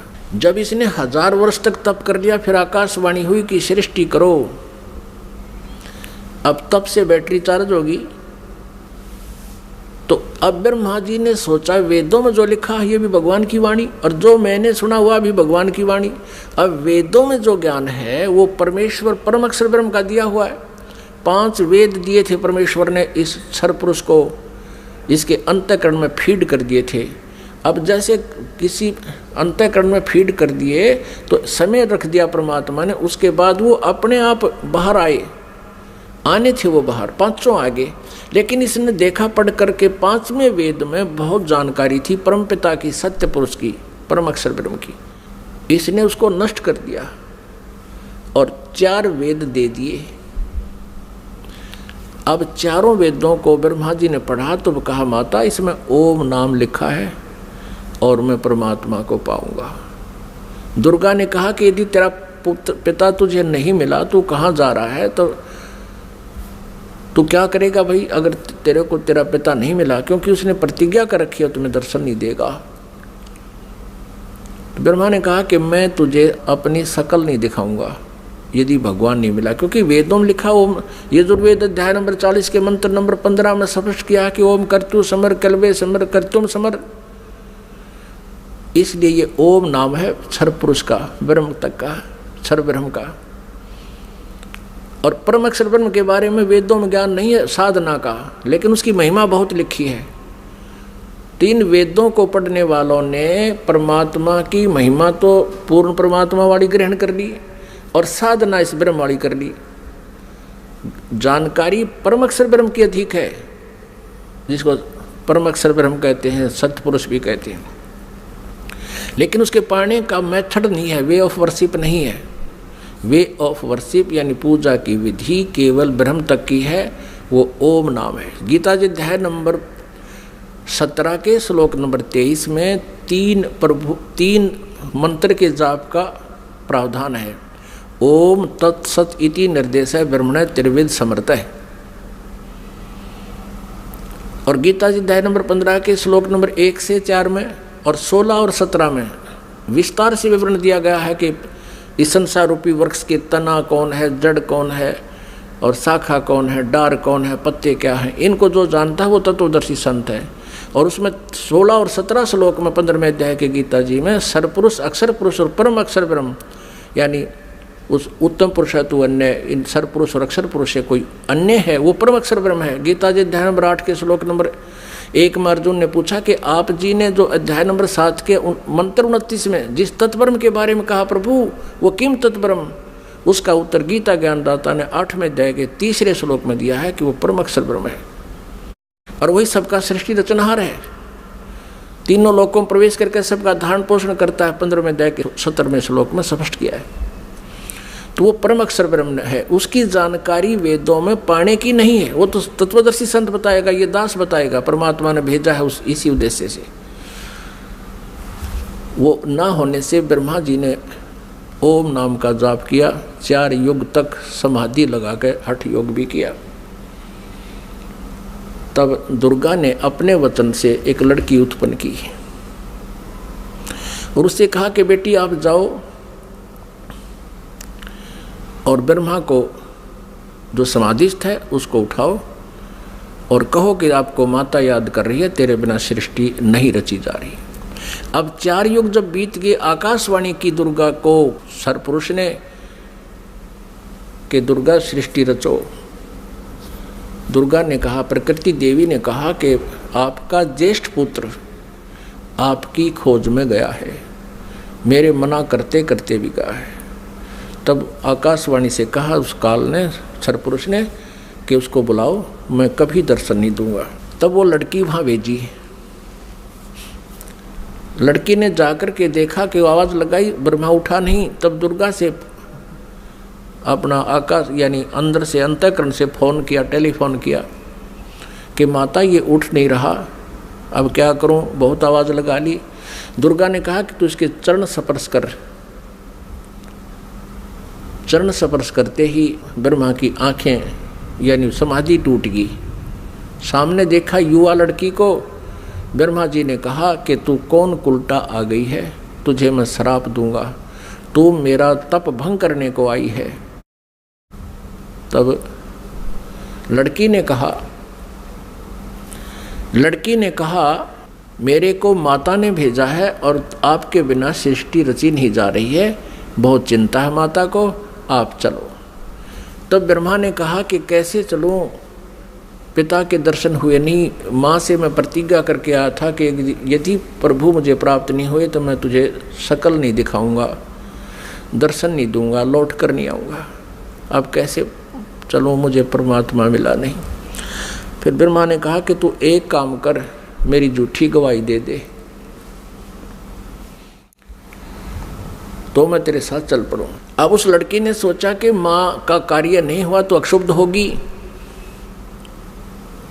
और यदि मैं झूठ बोलूँगी तो ये कह दे कि इसने अपनी मर्जी से बोला है, तो फिर मैं मारी जाऊँगी, मेरे ऊपर ज़्यादा भार आएगा। तब उसने शर्त रखी कि तू मेरे साथ विलास कर, तब मैं तेरी झूठी गवाही दूंगी, तू मेरे साथ ऐसा कर। ब्रह्मा ने सोचा कि परमात्मा के दर्शन हुए नहीं, वैसे मैं घर जा नहीं सकता। उसने उस लड़की की बात को स्वीकार किया। फिर लड़की ने अपने वचन से एक और लड़की उत्पन्न की और कहा कि 1 से 2 गवाह ज़्यादा अच्छे होते हैं।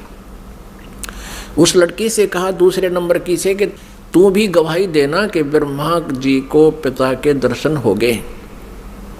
और हमारे सामने होगे। उसने भी यही शर्त रखी इसी उद्देश्य से, कहीं मैं झूठी ना सिद्ध कर दे मुझे ये और ये आप बच जावें। उस लड़की ने भी वही शर्त रखी ब्रह्मा को, ब्रह्मा ने वो स्वीकार किया। अब तीनों के तीनों माँ के पास आ गए, दुर्गा के पास। अब दुर्गा ने पूछा, प्रकृति देवी ने पूछा ब्रह्मा से, क्या आपको अपने पिता के दर्शन हो गए? अब सुनियोजित षड्यंत्र के तहत ब्रह्मा ने कहा कि हाँ मुझे पिताजी के दर्शन हो गए। तो दुर्गा ने कहा कि भाई कैसे मानूं मैं तेरी बात को, क्योंकि दुर्गा को तो फाइनल था कि उसने कह रखा कि मैं दर्शन नहीं दूंगा, ये मेरा फाइनल आदेश है, फाइनल फैसला है, डिसीजन है। अब दुर्गा को पूरा दृढ़ विश्वास था कि ऐसा तो हो नहीं सकता। तो उसने कहा कोई गवाह बता भाई, कोई एविडेंस दे। ब्रह्मा ने कहा कि दोनों लड़कियां मेरी गवाह हैं। अब उस दोनों लड़कियों से दुर्गा ने पूछा कि बताओ तुम्हारे सामने इसको दर्शन हुए? हाँ। दोनों ने झूठी गवाही दे दी कि हमारे सामने इसको ब्रह्मा जी को भगवान ने दर्शन दिए हैं, मनुष्य दृश्य है। क्योंकि वेदों में लिखा है, यजुर्वेद अध्याय नंबर 5 के श्लोक नंबर 1 में और 5 के मंत्र नंबर 8 में, तो 8 में तो 3 बार लिखा भगवान के विषय में, और यजुर्वेद अध्याय नंबर 5 के श्लोक नंबर 1 मंत्र में 2 बार लिखा, अग्ने तनुरसी विष्णुवे तवा सोमस्य तनुरसी। परमात्मा सहशरीर है, उस परमेश्वर का सबके धारण पोषण करने के लिए उस अमर पुरुष का शरीर है। और ऋग्वेद मंडल नंबर 1 सूक्त नंबर 31 मंत्र नंबर 18 में स्पष्ट किया है कि वो नरवत अग्नि, मनुष्यवत, मनुष्य के समान है वो परमात्मा। तो ब्रह्मा को वेदों से तो पता था कि भगवान मनुष्य जैसा है, उधर से उनको समझा दिया, तुम न्यों बता दियो भगवान मनुष्य जैसा है। अब दुर्गा को सभी ने जब गवाही दे दी तो दुर्गा असमंजस में पड़ गई कि मेरे को तो वो कह रहा था मैं दर्शन दूंगा ही नहीं, और इन बच्चों को दर्शन दे दिए। अब दुर्गा अपने मन में दुखी होकर दूर जा बैठी और कहने लगी कि आप तो बहुत झूठे हो। आकाशवाणी अपने इंटरनेट कनेक्शन कर लिया, ऐसे ही कर लेते हैं बातें जब जिनकी भक्ति से जो सिद्धियां प्राप्त हो जाती हैं, दूसरे से दूर देश में बैठकर भी बातें की जा सकती हैं। अब दुर्गा ने कहा कि आप झूठे हो, आप झूठ भी बोलते हो, संभालो अपने काम को, आप ही करो, मुझे कुछ कहते हो, बच्चों को कुछ कहा है। तब उस आकाशवाणी की उस काल ने, ब्रह्म ने, क्षरब्रह्म ने कि तीनों झूठ बोल रहे हैं, मैंने कोई दर्शन नहीं दिए। तब वो आई करड़ी होकर दुर्गा, जैसे जांच अधिकारी को जो पता लग जाता है कि सच्चाई क्या है, पहले तो विनम्रता से पूछता है वो थानेदार, और फिर सोटा ठा के खड़ा हो जाता है, सच्ची बता दो, झूठ बोलते हो तुमने उससे पता किया, मैंने उससे पता किया, वो ऐसे ऐसे कर रहा। तब वो कहने लगा कि मुझे आकाशवाणी हुई है परमात्मा की कि तुमने को कोई दर्शन नहीं हुए हैं। तब ब्रह्मा हंसने लग गया कि माता मैं प्रतिज्ञा करके गया था कि पिताजी के दर्शन नहीं हुए तो मैं आपको दर्शन नहीं दूंगा। पिता के दर्शन हुए नहीं थे, हम तीनों ने मिलकर झूठ बोल दिया वापस आने के लिए। तब दुर्गा ने उन तीनों को श्राप दे दिया। ब्रह्मा को श्राप दिया कि तेरी जग में पूजा नहीं होगी और तेरे जितने भी अनुयायी वंशज होंगे तेरे जैसे लपाड़ लफंडर झूठे होंगे, सच्चाई का पता नहीं होगा पर विद्वान कब आएंगे। तो ब्रह्मा जी के अनुयायी कौन है? ऋषि महर्षि, और उनको वेदों का बिल्कुल ज्ञान नहीं था और महर्षि की पदवी पा गए। अभी दिखाएंगे, घबराना ना, कोई पहली बार सुन रहा हो, पूरी डिटेल दिखाएंगे कि सतयुग के ब्राह्मण और गुरु ऋषियों को वेदों का ज्ञान कैसा था। उनको वेदों का ज्ञान ही नहीं था। अब ब्रह्मा जी को बड़ी चिंता हुई कि मेरे को श्राप दे दिया, मेरी पूजा नहीं होगी। ब्रह्मा मूर्छित हो गया, इस आघात ऐसी लगी उसको वचन की। फिर दुर्गा ने विष्णु जी से पूछा कि पुत्र तू भी अपने पिता की खोज कर ले कहीं फिर बाद में सृष्टि के दौरान तुम समाधि ला के बैठ जा और सृष्टि कर्म में बाधा पड़े। विष्णु जी चल पड़े पिता की खोज के लिए, शेष नाग के लोक में पहुंच गए। अपनात्माओं, प्रत्येक प्राणी ने अपनी जो डायरेक्शन कायम कर रखी है, सीमा कायम कर रखी है। जोटे ने भैंसे ना अपनी कर रखी है, जब दूसरा भैंसा आ जाता लड़ मरा उसके साथ। कुत्ते ने अपनी सीमा बांट रखी है। ऐसे ही जो ही शेष नाग के लोक में विष्णु जी ने प्रवेश किया तो शेष नाग ने सोचा कि तेरे लोक में, तेरी जुरिडिक्शन में ये कैसे आ रहा है निर्भय होकर के, इसको किसी का खौफ नहीं, मैं यहाँ का सम्राट हूँ। अब जो ही विष्णु जी निकट आए तो उसने 1000 फन ऐसे फैला लिए शेष नाग ने, और 1000 फनों से विष का फुहारा छोड़ दिया। जैसे धुंध हो जाती है, ऐसे विष्णु जी के चारों तरफ उस विष के फुहारे की धुंध होगी। और श्री विष्णु जी के शरीर पर, पूरे शरीर पर ऐसा पेंट हो गया काला, उस विष से काला शरीर हो गया। अब विष्णु जी ने देखा कि इस नाग ने ये क्या कर दिया, मैंने इसको कुछ कहा नहीं, आगंतुक के साथ ये ऐसा दुर्व्यवहार करता है, मैंने इसको कुछ कहा नहीं, कोई इसको हानि पहुंचाई नहीं, मैं तो अपना कोई किसी खोज में आया था और इसका इतना दिमाग खराब है। अब विष्णु जी ने सोचा कि ला इसको ख़त्म कर देता हूँ, इस नाग कीड़े को। जो ही शेष नाग को मारने के लिए आगे को चले विष्णु जी, आकाशवाणी की उस ब्रह्म ने, क्षर पुरुष ने, इनके पिता ने, कि विष्णु तुम ऐसे एक दूसरे को मारते रहोगे तो सृष्टि कैसे चलेगी, तुम वापस जाओ और कहीं पर, मैं कभी किसी के सामने नहीं आऊँगा, मैं दर्शन नहीं दूंगा किसी को, मेरी उपलब्धि कोई नहीं कर सकता। और जाके अपनी माता को सच सच बता दे कि मुझे दर्शन नहीं हुए। यदि तू झूठ बोलेगा तो तेरा भी हरास ब्रह्मा जैसा होगा। और इस शेष नाग ने जो तेरे साथ अभद्र व्यवहार किया है, इसका ऑयल, इसका टिट फॉर टैट, यानी इसका बदला तू द्वापर युग में श्री कृष्ण रूप में जाएगा, तब तू इसका बदला लेना, और अब इसको कुछ मत कहे। विष्णु जी को जब आकाशवाणी हुई, उसने परमात्मा की आकाशवाणी मान के वापस माँ के पास आ गया। दुर्गा ने पूछा, बेटा तूने अपने पिता के दर्शन हुए? विष्णु जी ने कहा कि नहीं माता, मुझे कोई दर्शन नहीं हुए।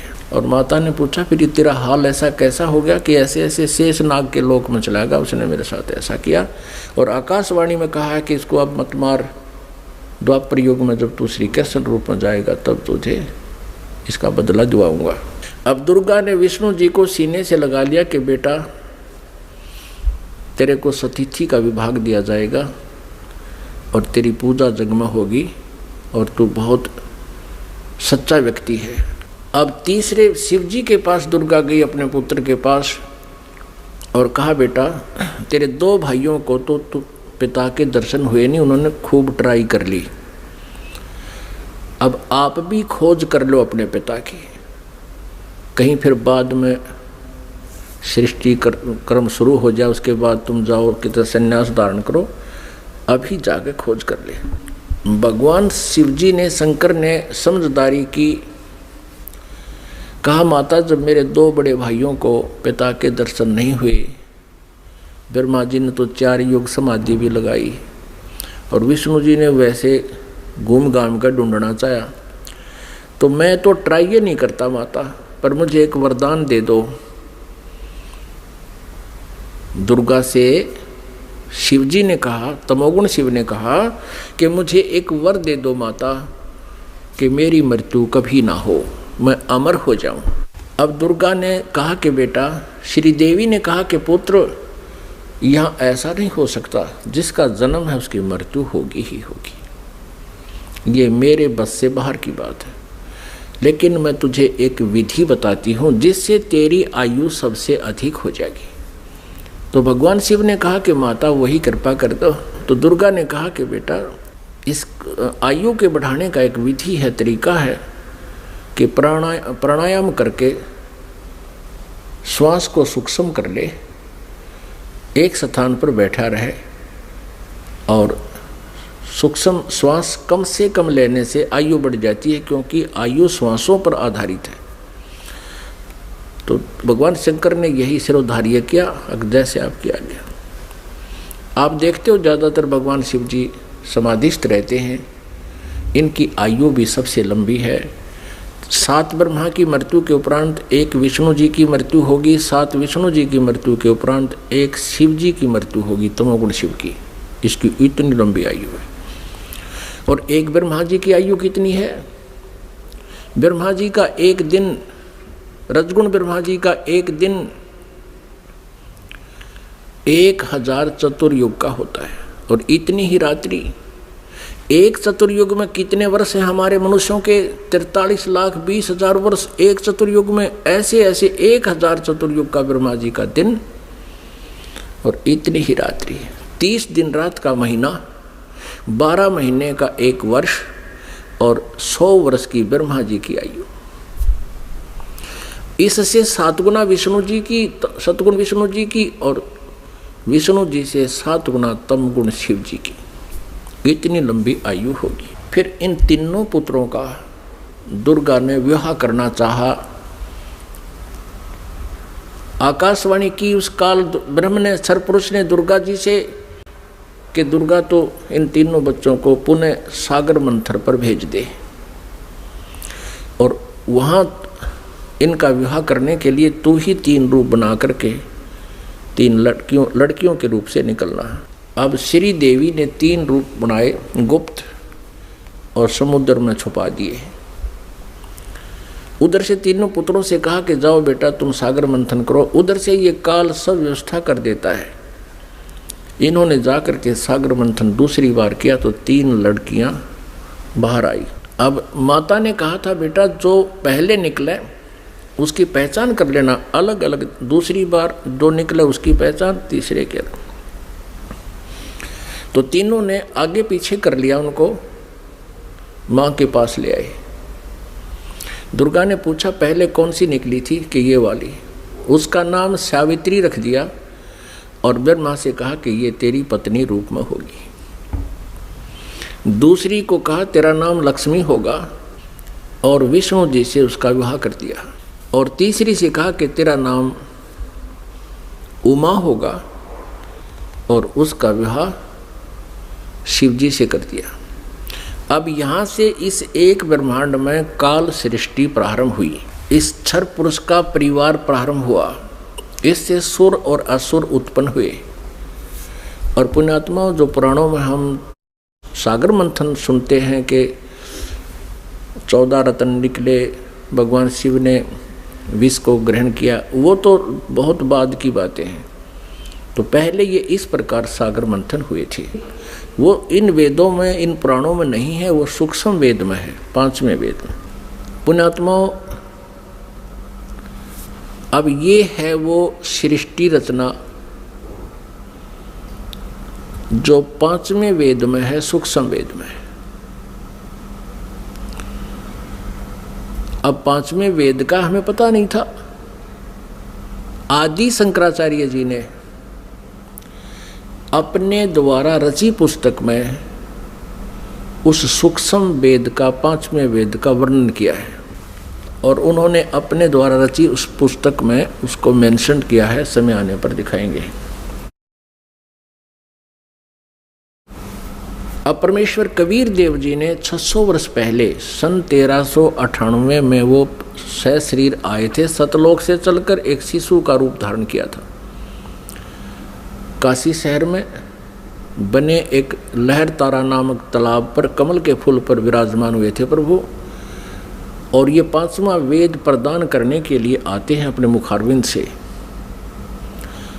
और उनको एक निसंतान जुल्हा दंपति उठा ले गए थे।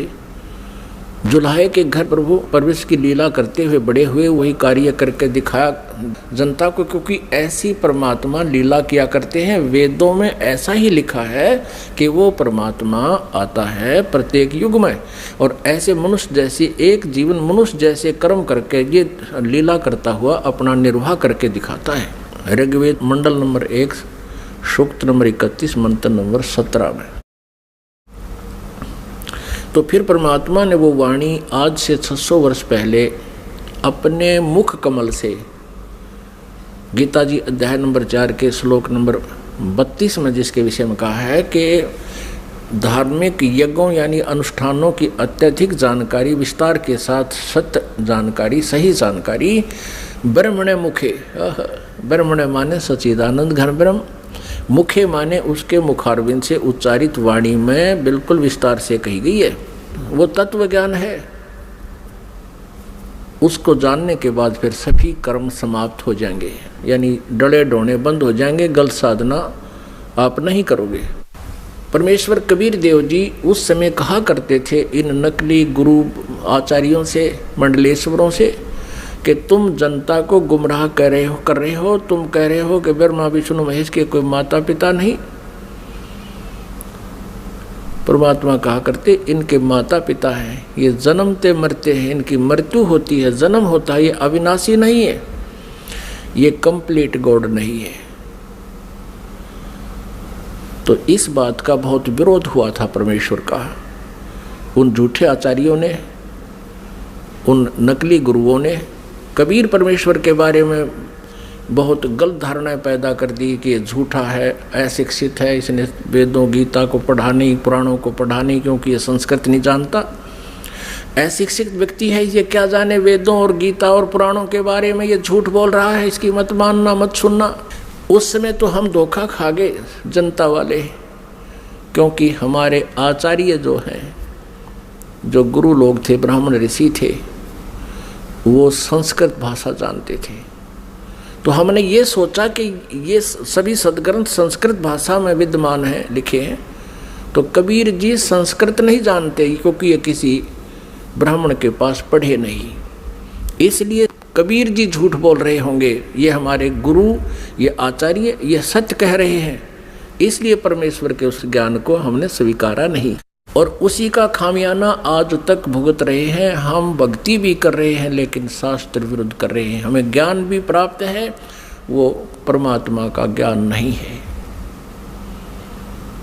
आज से 600 वर्ष पहले परमात्मा ने अपने सच्चिदानंद घन ब्रह्म की वाणी में क्या बोला था, क्या बताया था।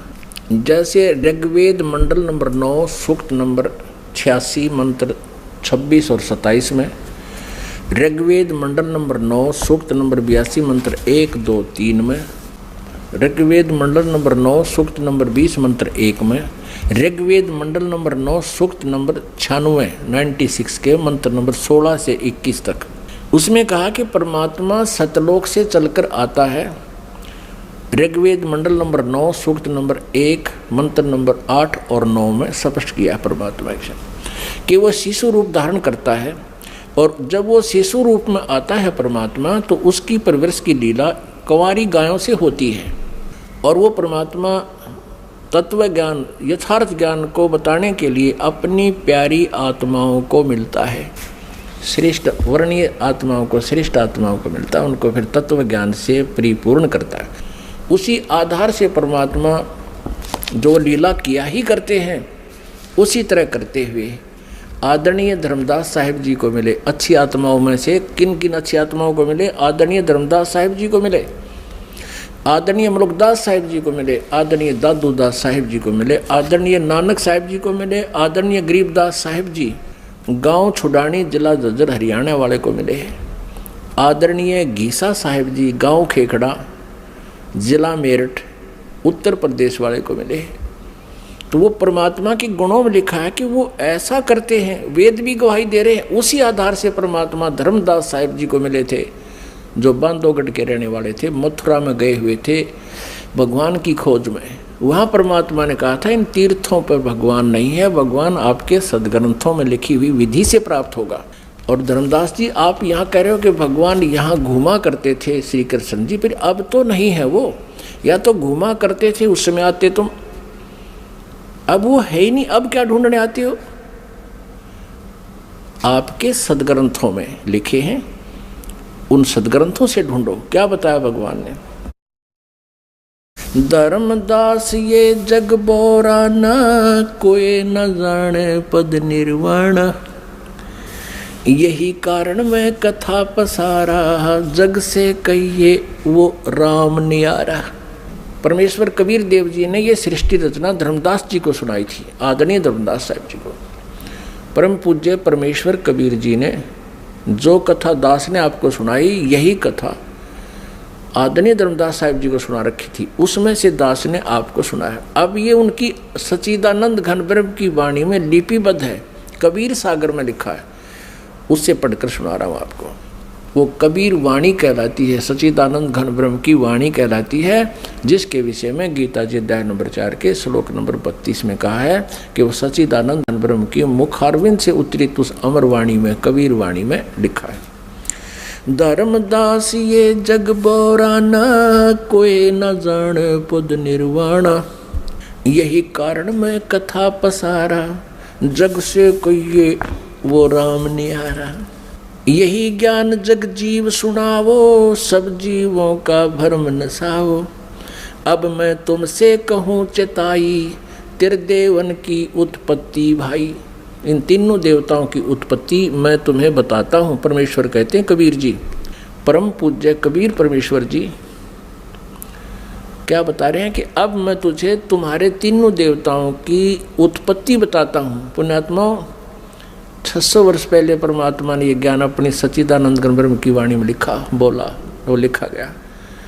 और यही अब आपको रूबरू कराएंगे पुराणों में और वेदों में, गीता जी में। आप दांतों तले उंगली दबाओगे कि सचमुच हे भगवान ने हमारे को कैसा मूर्ख बना रखा था इन नकली आचार्यों ने, गुरुओं ने।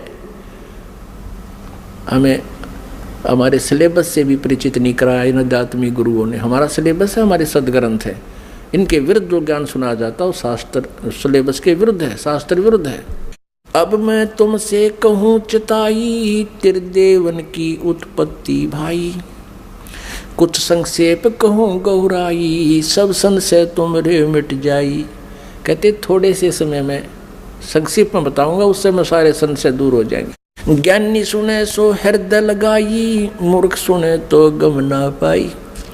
इस ज्ञान को जो बुद्धिमान व्यक्ति सुनेंगे, इस कथा को, तो हृदय से लगाएंगे कि सचमुच सही है। और प्रमाण देखेंगे अपने सदग्रंथों में, पुराणों में और वेदों और गीता जी में। बुद्धिमान तो हृदय से लगाएगा कि सचमुच यही बात है, हमें पता नहीं लगा। और मूर्ख सुने तो गम नहीं पाई, माने वो नहीं समझ सकेगा, वो तो अनाड़ी आदमी है। प्रमाण देखकर भी नहीं मानना, तो अनाड़ी व्यक्ति है। ज्ञानी सुने सो हृदय लगाई, मूर्ख सुने तो गम ना पाई। अब मैं तो बताने जा रहा हूं उसके बारे में, समझदार तो समझेंगे क्या। माँ अष्टंगी पिता निरंजन, ये जमदारुण वंशन अंजन। ब्रह्मा श्री विष्णु श्री शिव जी के माता तो अष्टंगी या दुर्गा है, और पिता ये ज्योत निरंजन क्षर पुरुष क्षर ब्रह्म ये काल है। माँ अष्टंगी पिता निरंजन, ये जमदारुण वंशन अंजन। पहले कीन निरंजन राई, पीछे से माया उपजाई। पहले तो कहते हैं ज्योत निरंजन क्षर ब्रह्म का अंडे से जन्म हुआ, उत्पत्ति हुई परमात्मा से ही, और पीछे से दुर्गा की उत्पत्ति की परमेश्वर ने ही, परम अक्षर ब्रह्म ने, सतपुरुष कबीर साहब ने। तो फिर क्या बताते हैं, पहले कीन निरंजन राई, पीछे से माया उपजाई। माया दुर्गा को कहते हैं। माया रूप देख अति शोभा, देव निरंजन तन मन लोभा। दुर्गा के सुंदर रूप को देखकर इसके अंदर विषय वासना प्रभावित होगी, प्रबल होगी। कामदेव धर्मराय सताए, देवी को तुरंत धर खाए। क्या बताते हैं कि इस काल के अंदर उत्तेजना उत्पन्न होगी और दुर्गा इसके मुंह में चली गई। इसने बुरी तरह अभद्र तरीके से आलिंगनबद्ध करने के लिए हाथ फैला रखे थे और किस करने के लिए मुंह पाड़ रखा था। पागल की तरह। दुर्गा इसके मुंह से चली गई अंदर पेट में। पेट से देवी करी पुकारा, हे साहेब मेरा करो उभारा। टेर सुनी तब हम ता आए, अष्टंगी का बंध छुड़वाए। परमात्मा कहते धर्मदास जी फिर मैं वहाँ गया दुर्गा के पास, जो पेट में थी उसके बाहर निकाला मैंने इसको। सतलोक में कीन्या दुराचारी, काल निरंजन दीन नकारी। माया समेत दिया भगाई, 16 शंख कोस दूरी पर आई। अष्टंगी और ये काल अब दोई, मंद कर्म से गए बिगोई। धर्मराय को हिकमत कीन्या, नख रेखा से भग कर लीना। इस काल को धर्मराय भी कहते हैं। इसने कसम खाई थी, प्रतिज्ञा की थी भगवान के सामने। परमात्मा ने कहा था तू इन आत्माओं ने दुखी करेगा। ये बोला नहीं जी, जो जिसे कर्म करेगा उसे फल दूंगा। मैं कति धर्म का राज करूंगा, इसलिए धर्मराज कहलाया। लेकिन यहाँ कहलाता धर्मराज है, करता सारा न्याय है। धर्मराज मीन न्यायाधीश है। अब ये काल वैसे तो न्यायाधीश कहलाता है और करता सारे न्याय। तो परमात्मा कहते निरंजन धन तेरा दरबार, जहाँ तनिक नहीं न्याय विचार। अब क्या बताते हैं, धर्मराय को हिकमत की ना, नख रेखा से भग कर लीना। कहते दुर्गा के प्रजनन इंद्री इसने अपनी सिद्धि शक्ति से बना ली। ज्योत निरंजन किन्ने भोग बिलासा, माया को रही तब आशा। दुर्गा प्रेग्नेंट होगी।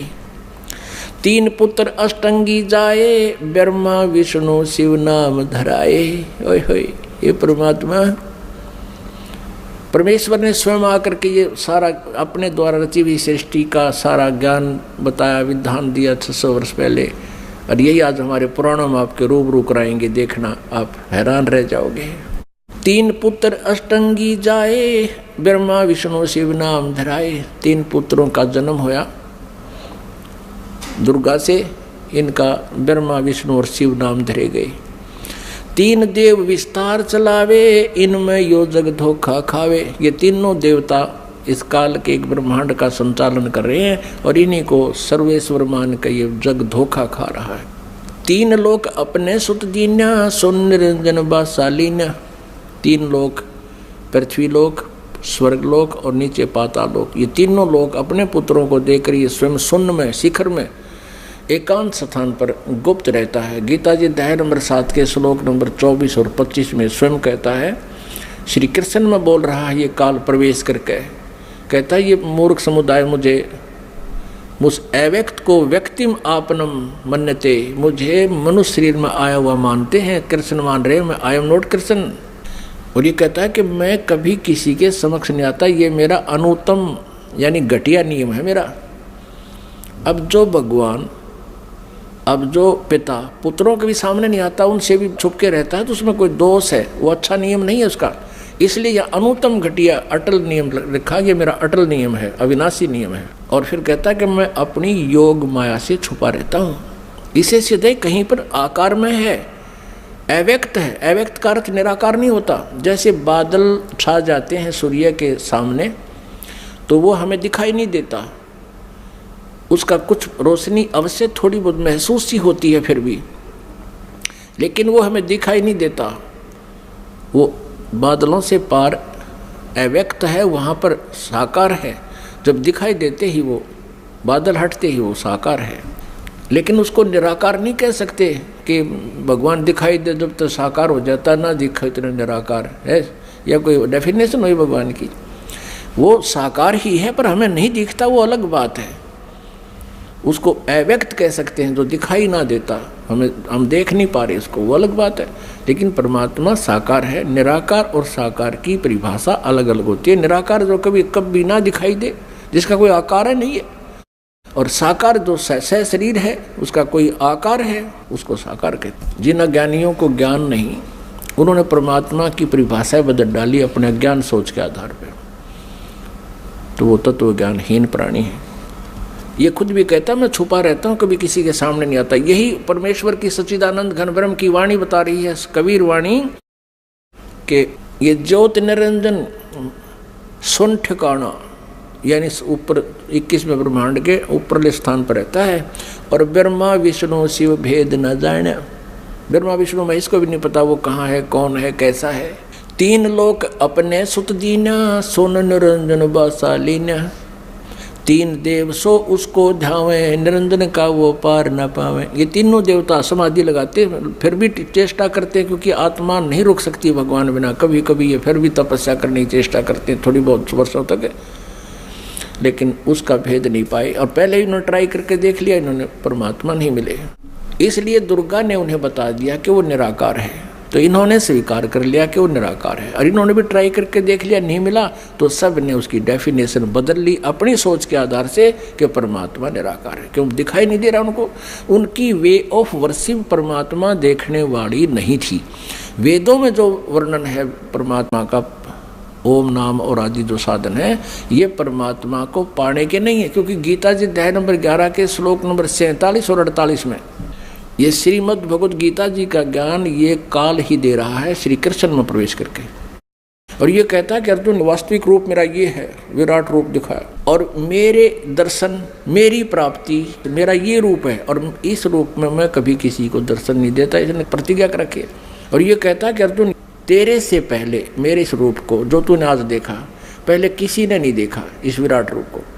अब श्री कृष्ण गीता जी बोल रहे होते तो ये नहीं कहते कि मेरा ये विराट रूप, असली रूप ये है, ये काल रूप है, इसको किसी ने पहले नहीं देखा। क्योंकि श्री कृष्ण जी तो कौरवों की सभा में पहले अपना विराट रूप दिखा चुके थे, तो ये शब्द नहीं कहते जो श्रीमद् भगवद गीता अध्याय नंबर 11 के श्लोक 47 में कहा और 48 में कहा कि इस मेरी प्राप्ति यानी मेरे रूप के दर्शन यानी भगवान प्राप्ति, ब्रह्म प्राप्ति, ब्रह्म का ये रूप है, ये काल है।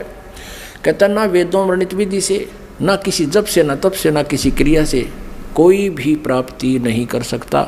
इससे सिद्ध है कि गीता जी अध्याय नंबर 8 नंबर 13 में कहा कि ओम इति एक अक्षरम ब्रह्म व्यवहारण माम अनुसमरण। मुझ ब्रह्म का केवल ओम एक अक्षर है, इसका उच्चारण करके स्मरण करता हुआ यह प्रयाति तजन देहम, दो शरीर छोड़कर जाते समय तक स्मरण करता रहता है, तो मेरे से प्राप्त लाभ को, परम गति को प्राप्त होता है। ओम नाम से जितनी गति होनी है उसको प्राप्त करता है। तो यहाँ ये कह रहा है कि मेरी प्राप्ति ना वेदों वर्णित विधि से, ना तप से, ना जप से, ना किसी क्रिया से नहीं हो सकती। 11वें अध्याय के 47-48। तो इससे सिद्ध हो गया कि उस ज्योत निरंजन का किसी ने दर्शन नहीं हुए और उसको कह दिया कि वो निराकार है। कहते खोजत खोजत था किया, अंत कहा बेचून, ढूंढते ढूंढते थक गया, कह दिया भगवान निराकार है। जबकि वो साकार है। वेद साकार बताओ, पुराण साकार बतावे, कुरान साकार बतावे और बाइबल साकार बतावे, और किसी भी धर्म के किसी भी भगत से पूछ लीजिए, सभी कहें भगवान निराकार है। अब आगे वाले समय में आपको पूरी डिटेल दिखाएंगे, प्रत्येक शास्त्र में प्रमाण देंगे। इस परमात्मा के द्वारा बताई गई सृष्टि रचना प्रमाणित करेंगे अपने ही सदग्रंथों में, तब आपका विश्वास होगा। बोलो सतगुरुदेव की।